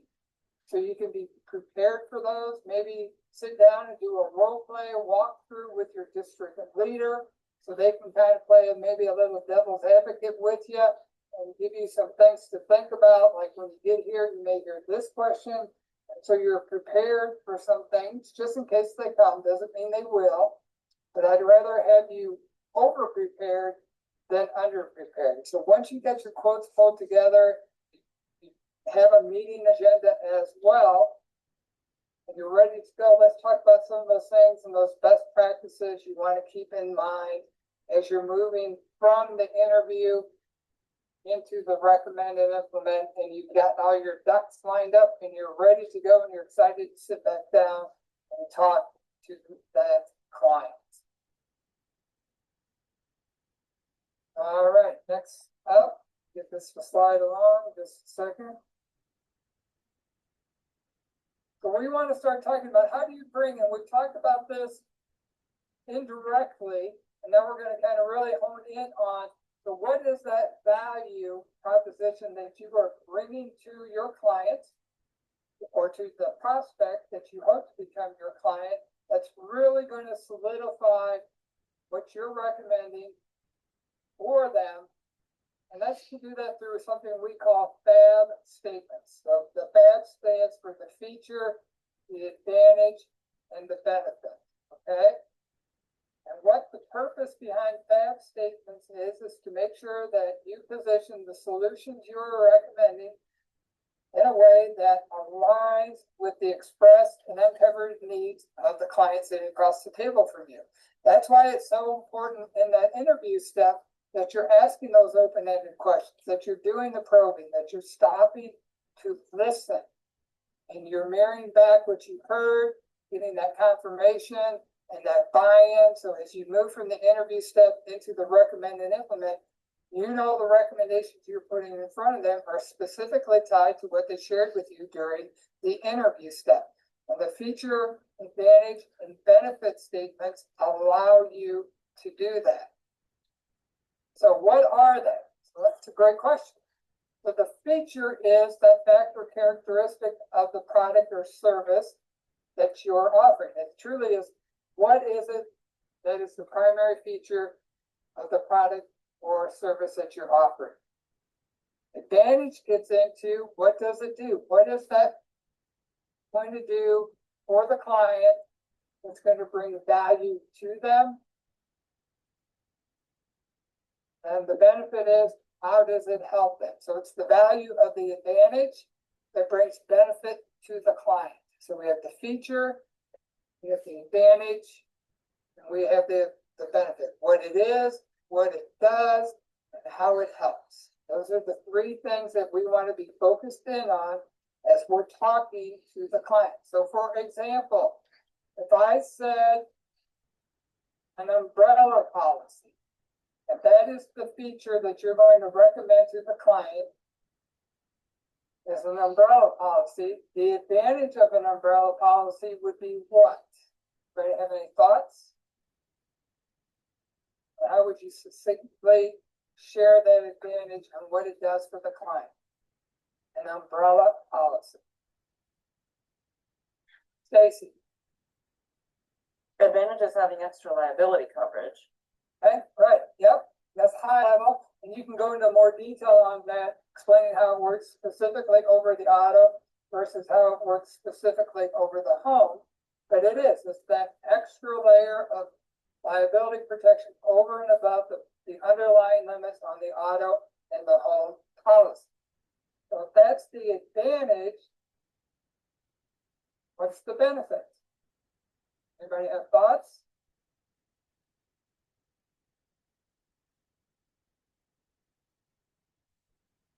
What's it protecting?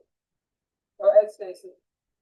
So protecting your, not having to sell your home if you were sued, having that benefits, having that liability to rely on, as opposed to having to sell your $500,000 home. Yep. So and there, yes, you are correct. And there's comments like it dropped in that are echoing that too. It's there to protect your assets. One of the things I like to share when I talk about an umbrella policy is, in the event you are at fault in an accident and your underlying liability limits on your auto or your home are not sufficient, and then you get sued, and it goes to court, who do you want writing that check? You know, if a judge says, yes, you're at fault, a client has sued you for $1 million, I'm gonna hold you liable to that. You need to reimburse the client. You have $500,000 liability limits on either your auto or your home. Where's that other $500,000 coming from? You want your wages garnished, or do you want Country Financial to write a check for you to take care of that additional money so you don't have to pay for it? So that's where the benefit comes to the client, is they get to protect their assets, keep their retirement accounts, not have to have their wages garnished, and they can move on in life and not have it totally disrupted and torn apart because of an accident. Okay? So feature, benefit, advantage, and then benefit. Are we all in sync? Give me a thumbs up if we're good to move forward. All right, give me one. Mike's ready to go. All right, lots of stuff. That's good. All right, so we're going to do a couple more of these walkthroughs with you to give you a chance to kind of play along a little bit more. So let's talk about a home policy. So specifically within this home policy, the feature is replacement cost coverage. So if we know the feature to be the replacement cost coverage that's offered on our home policy, what would be the advantage to the client?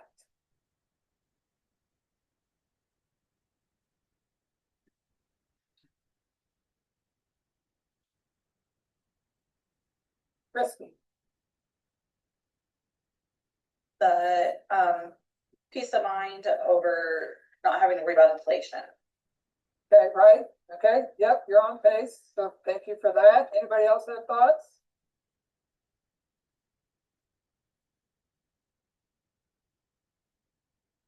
All right, really, what does replacement cost coverage do? Allows us to do what?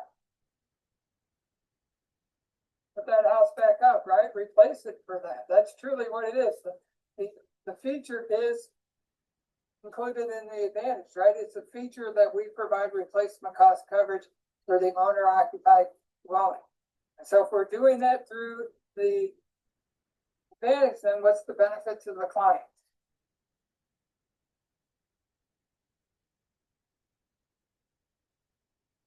What do they get out of that by having that coverage? We get to rebuild, right? Rebuild it back. It'll make Just them like it whole was back. before, right? We don't build them back, 2/3 of their house and say, well, we're out of money now, so sorry, you don't get that extra bedroom and that extra bathroom that you had before. We don't have, unless you want to write us a check, we're done rebuilding your house. All right, Chris, go ahead. See your hand up. Did you have a comment you wanted to share? Just it goes back to peace of mind again, I think on Yeah, that it does go back to peace of mind, but we can fully rebuild it, just like it was brand new, right? So there's the advantage of that. The advantage is, yes, we can replace it. The benefit to you is you get to go back to the full house. Mike, go ahead. No, I was just actually gonna throw it over to Bill. I saw Bill getting ready to share. I want him to go ahead and finish his thought, because I think he's gonna share a good comment. So Bill, go ahead. Well, I'm not gonna comment. I'm just gonna say it makes you whole again, so you're Yep. put back together. That's right. All right, good. Thank you. Yep, and it's a huge advantage. And you're going to find out as you roll through the home content when you get to that we've got a couple of different things that we can do within our new home policy. And one of them is full replacement regardless of how much it costs. So if they bought the house for $400,000, inflation hits the area, a tornado comes through, devastates 200 houses. So all of a sudden now it's going to cost $650,000 to rebuild that house. We will do that for them. No questions asked. Okay. So we have a coverage that can really provide that peace of mind for our clients. And it's a huge benefit. And we've seen it time and time again. We're seeing more and more violent storms that are providing more and more losses. And those losses are getting to be very catastrophic. We're able to make our clients whole, which is a huge advantage that we can provide. Okay. All right. Next one up, the auto. So within the auto, let's say the feature is rental car coverage on their policy. If we put the rental car coverage on their policy, what's the advantage to the client of us doing that?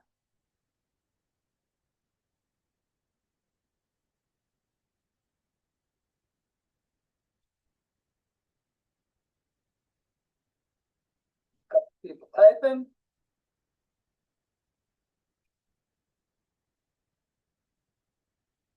I think we wore them out, Mike, and we gave them a break. Now they're all kind of mellowed out. Gotta get them fired back up again. All right, we will access the transportation, right? We're gonna provide a car to them while theirs is being repaired, right? So that's an advantage. And what's the benefit to the client then?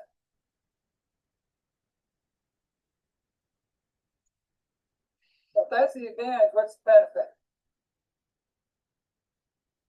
Yeah, no loss of use.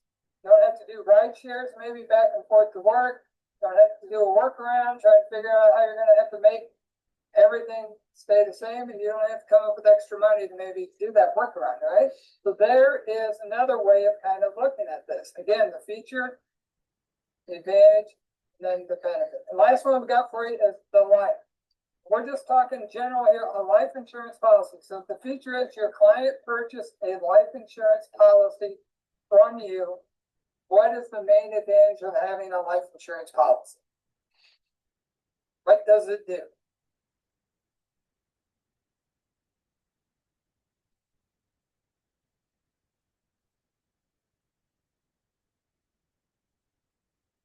Peace of mind, okay, but right? You guys are all around it. I'm just trying to see if I get somebody to say it. Helps prevent financial ruins. Okay? Well, what does it provide to the beneficiary? Income. Right, or a secure or a benefit, right? It pays the benefit. It pays the face amount of that contract to the beneficiary. That's the main advantage. The benefits, I think, are all the things that you guys are talking about that it can do. Like if the husband dies and the wife is the beneficiary, she receives that money. It's going to replace that income. It's going to allow them to stay in the house. All those other things. But the primary advantage of having that policy in place is that it's going to pay out a death benefit upon that person's death, whether that is tomorrow or whether that's 50 years from now, but it's providing that death benefit to the beneficiary. Okay? Questions on any of those three? Feature, advantage, benefit. Mike, go ahead. No, I was just gonna say, Tim, kicks and grins, and don't feel bad because you haven't had your life yet. But now, as Tim mentioned, life insurance does pay a death benefit to the beneficiaries, but extra credit. Who can tell me what that life insurance benefit that's paid? It avoids two things. Can anybody tell me what it does? So one, how does it pass? Anybody know what I'm talking about? The Jeanette typing. Tax free, that's right, Ari. Tax free and avoidance probate. Mike, I think we can go home. Got it. All right, that's it. Sorry about that distraction. They're not gonna need the life insurance course. They already know it. They're ready to rock and roll. All right, no, good job. So just remember these. And if you talk to the client in these terms, it makes the conversations much easier for you and for them when you explain things to them. So as you're asking them questions and they're providing information to you, you want to talk back to them like, well, you know what, with our home insurance, we do have a feature that actually allows us to replace your home regardless of what it costs to put it back together after a loss. Okay, and you can talk to them in those terms and say, would you be interested in a policy that was able to do that for you? Okay, and again, you're asking those questions. That's kind of bringing the client along with you. So when you do put the quote in front of them, you can reference back to what you talked about in the interview and say, based on our conversation, that you were concerned that if something happened to your house, we could rebuild it no matter what it costs. I included that in this quote. Here it is. This is how it works specifically for you and your situation. And you're tying the interview into the recommend and implement, bringing everybody along so everybody's in the same place. But again, we're back to that point in time where sometimes they're not necessarily saying no, but maybe they're not saying yes to what you're saying. Their heads are shaking up and down. They're looking at each other and they're thinking, yeah, I think this makes sense. But yet they haven't given you the go ahead. Okay? Ari, you have a question? I have a question for yourself and Mr. Mike. Okay. An objection that I come across a lot, especially in my community in Latinos or Hispanic, is when I pitch life insurance. They're like, well, I'll be dead. Like, why do I need life insurance? And I'm like, well, life insurance can also be used in life, right? It's not just for when you're dead, but you know, you can use it. And I tried to explain it. They're like, well, my kids, you know, like we support each other. Like my brothers will help pay the medical expenses and I don't have to worry about it because I'll be dead. And I kid you not, like 5 out of 10, this is an objection that I always come across, and I'm like, this is why we don't leave, you know, generational wealth or stuff like it almost bothers me. All right, well, you're kind of answering your own question, but I've heard this one before too, and I know there are a lot of Latinos are cash-based people, and they keep everything in the family, like you said, and I understand that. So to me, and then Mike, you can chime in on this, I think to me is, you're not buying it for you, okay? I'm not buying this policy for you. I'm offering this policy to you so you can have generational changes for your family, for your wife, for your children, that maybe they can achieve and go on to do things you never thought possible through the power of life insurance. You know, it's taking pennies and turning them into thousands of dollars of money that can be given to your family and your children and create generational wealth and allow them to do and see things they never thought possible. Mike, what are your thoughts? Yeah, I mean, and it's funny. I used to have this conversation with my father, and you know, because he used to use the thing where he would say, "Oh, life insurance is for the living," and I'm like, "Okay, that's true." I say, "Your living loved ones you leave behind, they need resources to help you make your transition." And secondly, if you do permanent life insurance that generates cash value, then you have living benefits that you can utilize that you don't have to die to receive. So, yes, life insurance is for the living. But the thing of it is, people may say, well, yeah, I'm dead and I'm gone, but okay, but we aren't. And we're left with you. So if you weren't a burden in life, do you want to be one in death? So then provide some resources available for the family to help make that transition so that you're not counting on the pass the hat or the GoFundMe version of how do we go forward as a family. So, Ari, that's how you hit it. Have a little fun with them. Tell them life insurance is for the living. Yeah. Oh, somehow we hop slides a few bit. So just there's some popular phrases here on there that you can use. But again, if you are paying attention with them and listening and asking what I refer to as preemptive closing questions throughout the process, and I brought one up earlier, like, well, I'll make sure I include that in your policy when we start the application. I mean, you could say something like that when they bring up a particular coverage. You know, or when would you like to get this policy in place? What effective date should we choose? How do you want to pay your premium? These are all different things that you can use and say. You kind of get them to give you the go ahead to move forward. But if you are soft closing in the interview step, recommending that you can put a package together that provides the benefits they are searching for, by the time you get to the recommend and implement, and you presented the coverages to them, and you're paying attention to their body language and everything we talked about, you're probably going to know whether or not you're going to move forward. And if they have some hesitancy, you don't ask them about it. Ask an open-ended question. Say, okay, well, I understand that you're having this reservation. Explain to me more why that is, or what I can do to help you to keep us moving forward, to providing the coverages that you said you need. And it's just being prepared for those times where it doesn't always go the way you want it to go. The rule of thumb is, you know, you're gonna close maybe 3 out of every 10 when you first start. And as you get better, that number goes up to 4 to 5 to 6. So it takes time. You're not gonna be an expert the first time you're out. You may fumble a little bit, and that's okay. We're just trying to give you the tools and resources to improve your odds for success, closing more policies sooner rather than later.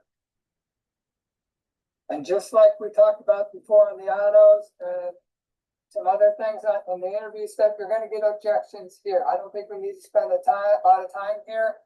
But you're gonna sense these objections coming based upon how they're responding to what you're presenting to them. And they'll probably start asking them as you're rolling through the process. If it gets focused in on price, just like we talked about before, it's the same thing again. You're talking about the features and the benefits that you included in there.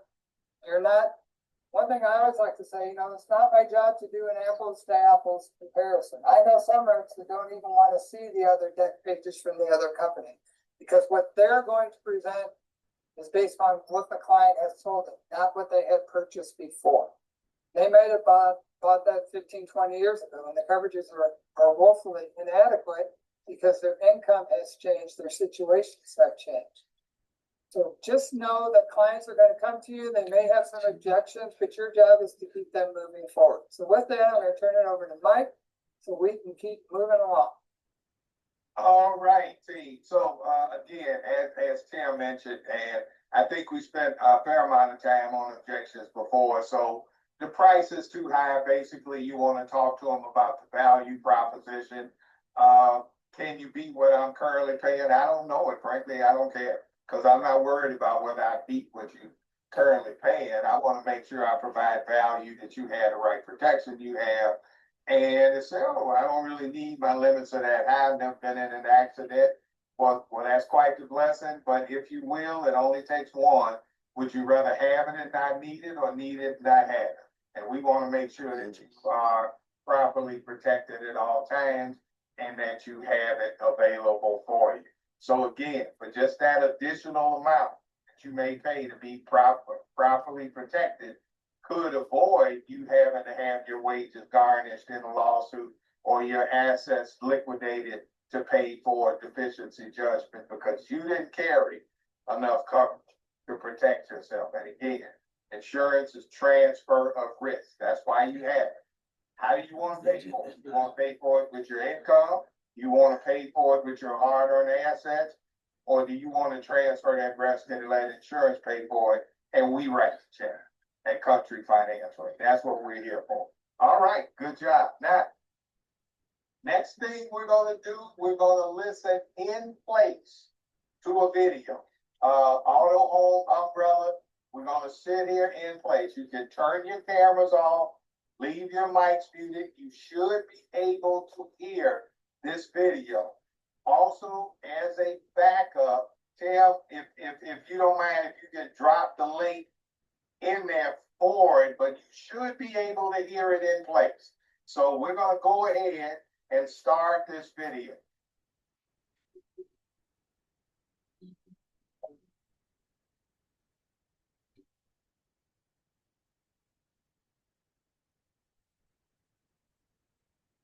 All right, Julie, Rob, how you guys doing today? All is well. Yeah, really good, Joel. Thanks for meeting with us. It's been, kind of busy, but I know you know how that is. Oh, fantastic. I know we have a few things to go through with you guys. We have a couple different recommendations for your auto insurance, home insurance, and your umbrella insurance. And so let's go ahead and get started with the auto insurance. So the first thing that I noticed when I was looking through the information that you guys have given me was that your liability limits are currently at $100,000 per person and $300,000 per occurrence, which honestly just might be a little bit low for you guys. Liability coverage provides payments for damages from a covered occurrence. So you guys might want to consider raising your bodily injury liability limits to $250,000 per person and $500,000 per occurrence. Okay, so we've never really been told that our liability limits are too low. So could you explain a little bit more about that? Julie, that's a great question. Although none of us knows what the future holds, this limit is really based on your goal to have your assets and income protected. Also, would you guys agree that if somebody had to spend some time in the hospital, those medical bills that you might be responsible for could really add up in a hurry? Yeah, I guess when you explain it that way, it makes sense. Rob, what do you think? Yeah, I'm sure it does, Joel. A couple days in the hospital, can get pretty expensive, so I would agree. So just like increasing expenses associated with their medical bills, you may also be responsible for those property damage costs that continue to increase.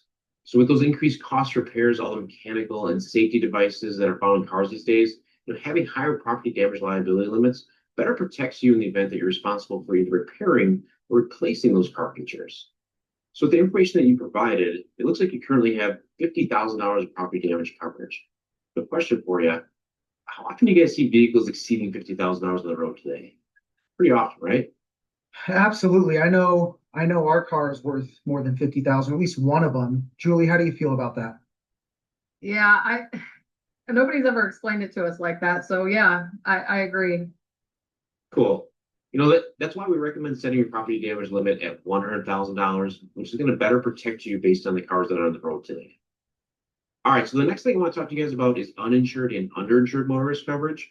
The fact is that there's just a lot of people out there that are driving around with little or no coverage at all. State only requires very minimal limits, so that can leave you guys responsible for those expenses that might arise if you're hit by either an uninsured driver or an underinsured driver. So having a limit of $250,000 per person, $500,000 per occurrence for situations like that will give you the same protection that you have for bodily injury to others. Because again, why would you guys want to protect somebody else more than you protect yourself? Does that make sense? Yeah, I like that. I like that. And there again, I don't think we've been explained that in detail. Rob, what do you think? I'm with you, Joel. Very educational, and we agree. Perfect. Perfect. All right, so moving on to those medical payments coverage, a typical coverage for this that's selected by a lot of our clients is $10,000. How does that sound to you guys? Joel, one question I have on that is we have health insurance. So I would wonder, why would we need medical payments, or at least such high medical payments on our auto coverage? Rob, that's a great question. I get that from a lot of my clients. The medical payments coverage is really designed to cover you and anyone that's in your vehicle for reasonable medical expenses caused by an accident. So this is going to coordinate with any applicable health insurance, so like you're talking about. But considering that you guys said you guys might be carpooling for school, for soccer practices, and things like that, this increased limit could really come in handy. Would you guys agree? Okay, yeah, that paints a better picture there, Joel. Thank you. It makes sense. Julie, how are you feeling? Yeah, I definitely agree. Yep. Perfect. All right, so let's take a look at your collision coverage next. You currently have a $250 deductible for collision. You might want to consider the benefits of raising your deductible to $500. Question for you. When was the last time you guys had an accident? I mean, at least any time in the near future with the kids and the family, we've never been in an accident. That's great. And since you guys haven't been in an accident, a $500 deductible might make sense for you guys. If you guys are comfortable paying for that first $500 in the event of an accident, raising your deductible is going to help keep those premiums lower. And even though your out-of-pocket would increase in that unlikely event that you guys do get in an accident, you're more likely to save money in the long run since you guys are obviously safe drivers. Does that make sense for you? Yeah, and I think I can speak for both of us there. We'd be comfortable with that. Yeah. Great. All right, so moving on to your comprehensive coverage, you currently have a $500 deductible for that on your policy, just like you will now for collision. I think that's probably a good place for you guys to be. Are you guys still comfortable with that? Yeah, that sounds good to me. And Julie's nodding her head, so I feel like you're on the same page there. Yep. Perfect. All right, so the next thing I want to do is talk about a few of the extra coverages that we recommend applying to both of your vehicles. The first one is emergency road service coverage. It's going to reimburse you guys for roadside assistance such as towing, delivery of fuel, or even a tire change. The second one would be vehicle rental, which is going to provide some per diem rental coverage if you're ever in an accident and need a rental while your vehicle's in the shop due to a covered loss. Now, again, I say covered loss because it doesn't include mechanical failure. So, for example, if your transmission goes out on your car, you guys need to rent a vehicle while yours is being fixed, it wouldn't pay for a rental in that case. The third one is personal effects coverage. which is going to reimburse you for personal effects and electronic devices in the event of a covered loss after $100 deductible. And then finally, for your newer GMC Acadia, I'd recommend the Keeper endorsement. If you're ever in an accident and the cost to repair your vehicle is going to be more than the cost of a new or similar vehicle, the country is actually going to pay you for the cost of that new or similar vehicle. So this coverage only applies to vehicle models 3 years and younger. It would only apply to your Acadia. Does that sound like something you'd like to have?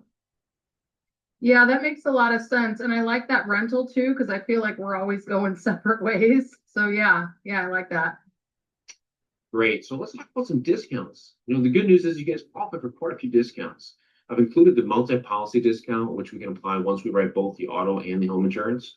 We also include the multi-car discount because you guys obviously have multiple cars to insure, and you're also going to get the good driver discount based off your driving record.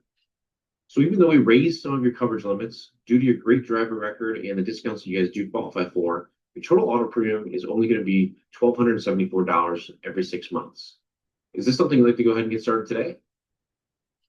Yeah, I think, again, I can speak for probably both of us, but Rob, I'll get your opinion too. I think that sounds good. Yeah, I like it, Joel. Let's do it. Sounds good.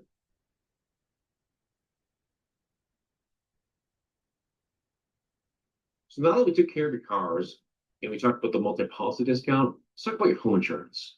So the first thing I want to talk to you guys about is your deductible. So the average homeowner only has a claim every 12 to 13 years. And I'm sure you guys can imagine that the typical home claim is more than $1,000. And really what our goal is to help keep you guys from writing that big check. So if you guys think you guys can pay for that first $1,000 in the event of a covered claim, you can keep your premiums a little bit lower. Fair enough?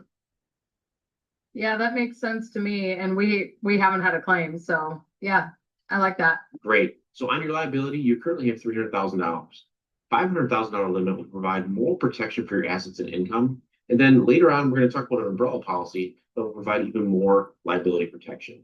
For your medical payments coverage, it's really designed to cover necessary medical expenses for any guest who might be injured at your home. You guys think a $25,000 limit would suffice? Yeah, I believe it would. I think that sounds fair. Julie, how are you feeling with that? Yeah, I think that sounds good. All right, so based on the information that I collect about your home as well, the cost to rebuild your home is $378,102. If you have replacement cost and your home is a complete loss, this coverage is designed to rebuild your home up to the amount of your insurance coverage. So again, if you guys are concerned that it could cost more in the future to rebuild your home as it is today, then you might want to consider extended or additional replacement cost coverage. Sound good? Yeah, this is really helpful. Yeah, I like that.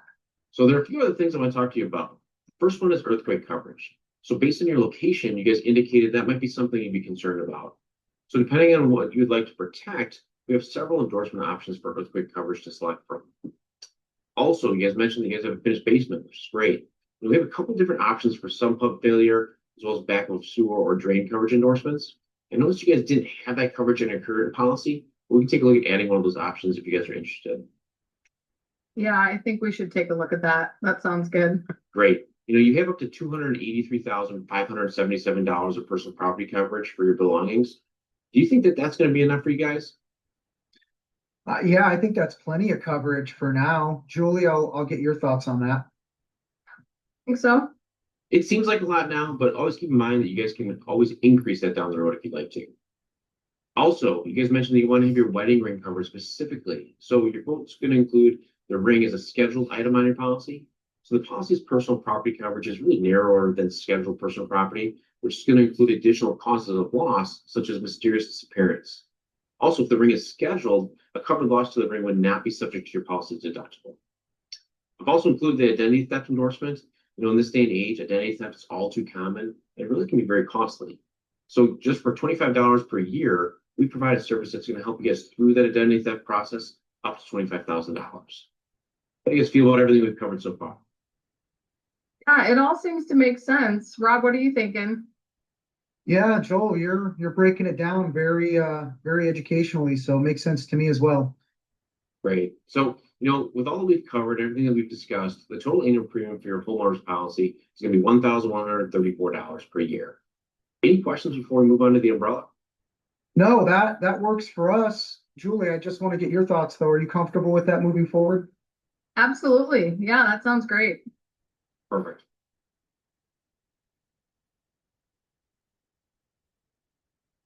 So we talked about your liability limits for your auto and home policies. What would your plan be if you guys were legally liable above your auto and home liability limits? Yeah, that would be devastating. I really haven't thought about it. I know that. You know, that's what a lot of my clients say. An umbrella policy provides liability protection for covered loss in excess of your underlying auto and home policies, which protects your assets. So in the event you're legally obligated to pay, the umbrella policy provides extra protection for your assets, can help protect the impact to your future income. Your annual premium for the umbrella policy would only be $234 per year. Do you guys think that might be worth it to get this extra type of protection for your assets and income as you guys continue to plan for the future? I think that gives me a lot of peace of mind, and I see Rob saying yes too. So I think that that's definitely worth it. Yeah. Great. Do you guys have any other questions about the umbrella policy? No, I think I'm good. Rob, what about you? None on my end. Great. You know, I think you guys made some really good coverage decisions today with the information that we covered. Is there any reason why you want to go ahead and get started with these policies today? I think we're good. I say let's do it. Yeah, same here. I'm comfortable moving forward. Sounds good. All right, team. Well done.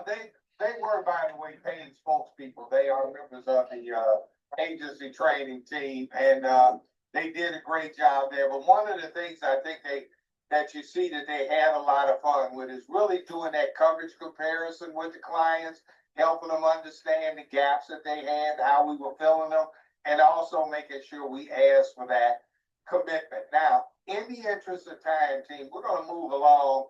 And what I'm going to do is to put in the activity resource in the chat, open it up, download it if you want, print it off, but practice it on your own because in the interest of your time, we won't be able to put you in the breakout room to be able to do that. So I would encourage you to practice that on your own. I'm also going to drop the video, the link for the video in the chat. So if you want to come back and watch that a little later, you can come in here and do that, and then you'll be able to stop it, make your notes, things you like, didn't like doing that, and then you'll be able to have that right there. So with that said, Tim, let me turn it back over to you so you can get us wrapped up. All right, thank you, Mike. We got a couple more slides we want to get through. We got about slides. So any additional thoughts or questions from the videos before we move on? From anyone? If not, that's okay. Just trying to be respectful. I know there's a lot of the drinking out of a fire hose for the last 8 hours. We've been throwing a lot at you.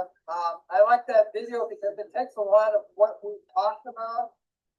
It just kind of puts it back to you in the form of an actual appointment so you can see how we were talking to you is actually how we want you to run your appointment. So I think that's a good representation of that. So as you get forward, the implementation becomes the next step after the recommend and implement. It's getting all that paperwork taken care of, making sure you set the expectation for the annual reviews at a minimum. And also if there are some maybe unmet needs that are left on the table due to budget concerns, or the client's just not ready to move forward on a particular project, or maybe they want to do their autos now, but their home renews in 6 months. They want to wait and just move their home then. You know, you can do appointments at whenever they need to be done. Part of your responsibilities is to set those expectations with the client. Make sure that they understand you're here to help them, whether it's a year from now or if it's 3 months from now, based upon a particular need that they have. If they do have products renewing in the future, you want to extate those, build leads, get referrals, and make sure you're tracking everything you're doing in the CRM, and making sure that you're recording it in leads and activities, as well as within the client folder after you've met with the client, everything you've talked about, product recommendations that you made an offer to them. You just want to be capturing all that information as you build the relationship and keep moving forward. Also, service is a huge component of it is what is going to allow your book of business to continue to grow. Whether that's you particularly, or if you have staff members as you build your business that are helping you with the service component. It's all these things that you see here on the slides, maintaining that contract, making sure you've addressed their needs. And again, when you sit down with them and you go through your agenda, odds are there's going to be more needs than their budget will account for at this particular point in their life. So part of your responsibility is to offer those recommendations, but also offer an opportunity to meet with them in the future and to keep pace with them as their income changes and goes up, that we can maybe add in some additional coverages, maybe start, once you get further along, get somebody with you, talk about retirement planning, lots of different things that you have the ability to help bring that client together with the resources that country can offer to them. Make sure that everything that's been addressed and documented through the interview step is in the client folder, and you're sending them, maybe you're sending them little reminders through the CRM, sending them an email, maybe sending them a flyer, just saying, hey, I know we talked about this. I just want to keep it top of mind for you. So you can use that as a catalyst for the next appointment. Okay? Any questions at this point on any of the steps? We went through the interview. We talked about prepare, solution, and recommendations. We talked about the recommend and implement. Now we've talked a little bit about service. Any thoughts, questions? You saw the video. Anything Mike or I can answer for you and help you with as we get close to wrapping up for today?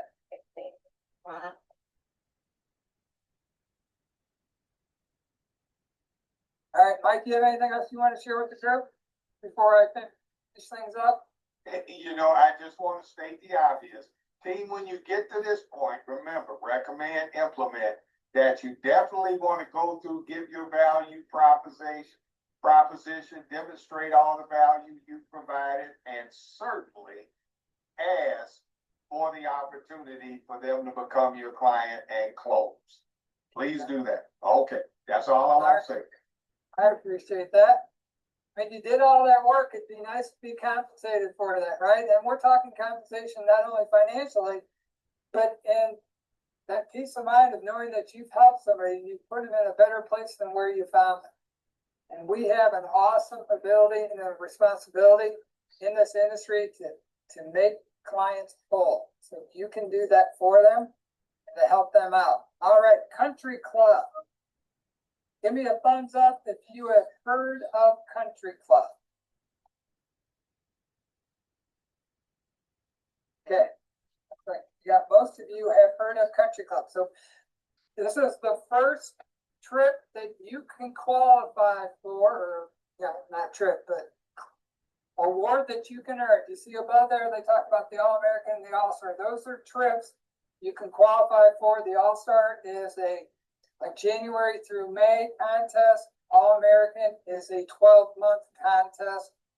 There's a lot of fabulous awards and trips that come with earning these, earning those designations, becoming an All-American or an All-Star. So something to strive for. Your district leader will talk more about that with you. But it is a 3-month contest. It started on your date of hire. So for all of you, your contest started June 1. Okay, runs for 3 months. There is awards for that. If you're a Country Club qualifier and it's based upon production, there's a $2,500 qualifying bonus. You have to have 30 units of production. 2 of those have to be life policies. The others are the PNC, your fifth and fifth for your auto. Okay. You have 5 life policies. There's an additional $1,000 bonus. If you do that, you get 5 life policies written in place during the contest. And they also do have a fast start bonus of $2,500 if you qualify for Country Club in the first month. But it is a full 3-month contest. So this is a good way for you to make a good first impression with your district leader and for your area director and your regional vice president. is to get off to a fast start. There is a correlation between country club qualifiers and reps that have long-term success.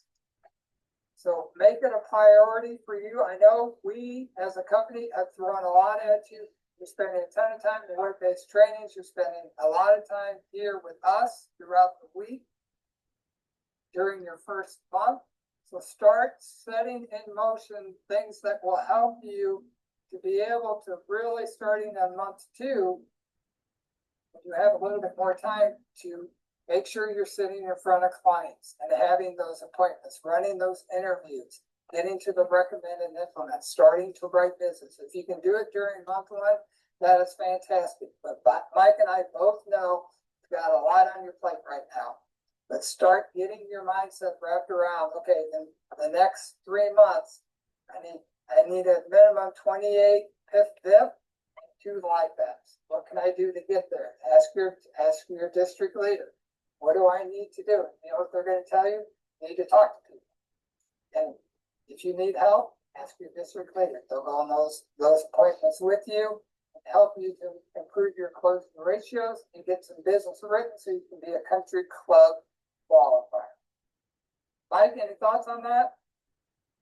No, spot on. The faster you get out to the gate with a sense of urgency and growing your business, it'll carry you going forward, building that profitable agency. So, as my good buddy would say, what I want you to do is make it so, like John Luke.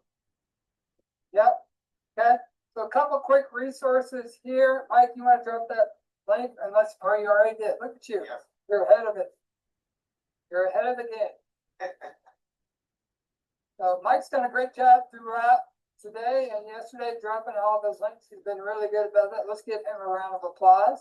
He's been fantastic in making sure you have all the tools you need to be successful. And that's ultimately all Mike and I want. We want you to be so great that 20 years from now, that you're an All-American, you're a Hall of Famer with Country Financial. Okay? If you can pull that off, it's fantastic.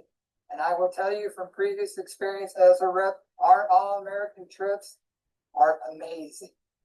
They pamper you like you wouldn't believe. I've gone to countries and places I never thought I'd ever be able to see as a country rep. So helping taking care of my clients, I also got rewarded by the company I work for. So that's a great benefit. So as we wrap things up today, we both say thank you for another great day. We do have another session starting up at 11:30. If you signed up for Rep Talks, we will be back. We also do, thank you, Mike, for putting that on there. We do have an Allego activity. We talked about this yesterday. There's going to be another one showing up in your inbox from your field learning specialist. It's focused in on recording yourself, asking for referrals. So listen to the video, practice as much as you need, record yourself and send that video off to your field learning specialist and they will get back to you with their comments and suggestions. Maybe do that with your district leader as well. All right. Well, thank you very much, everyone. Have a great rest of your day. If we're not going to see you in 15 minutes, if not, we do have a great session on store on the Rep Talks. We got Mike's going to be running that. We got 2 reps. I got a lot of great information to share. So thank you, thank you, thank you. Take care, everybody. Be well.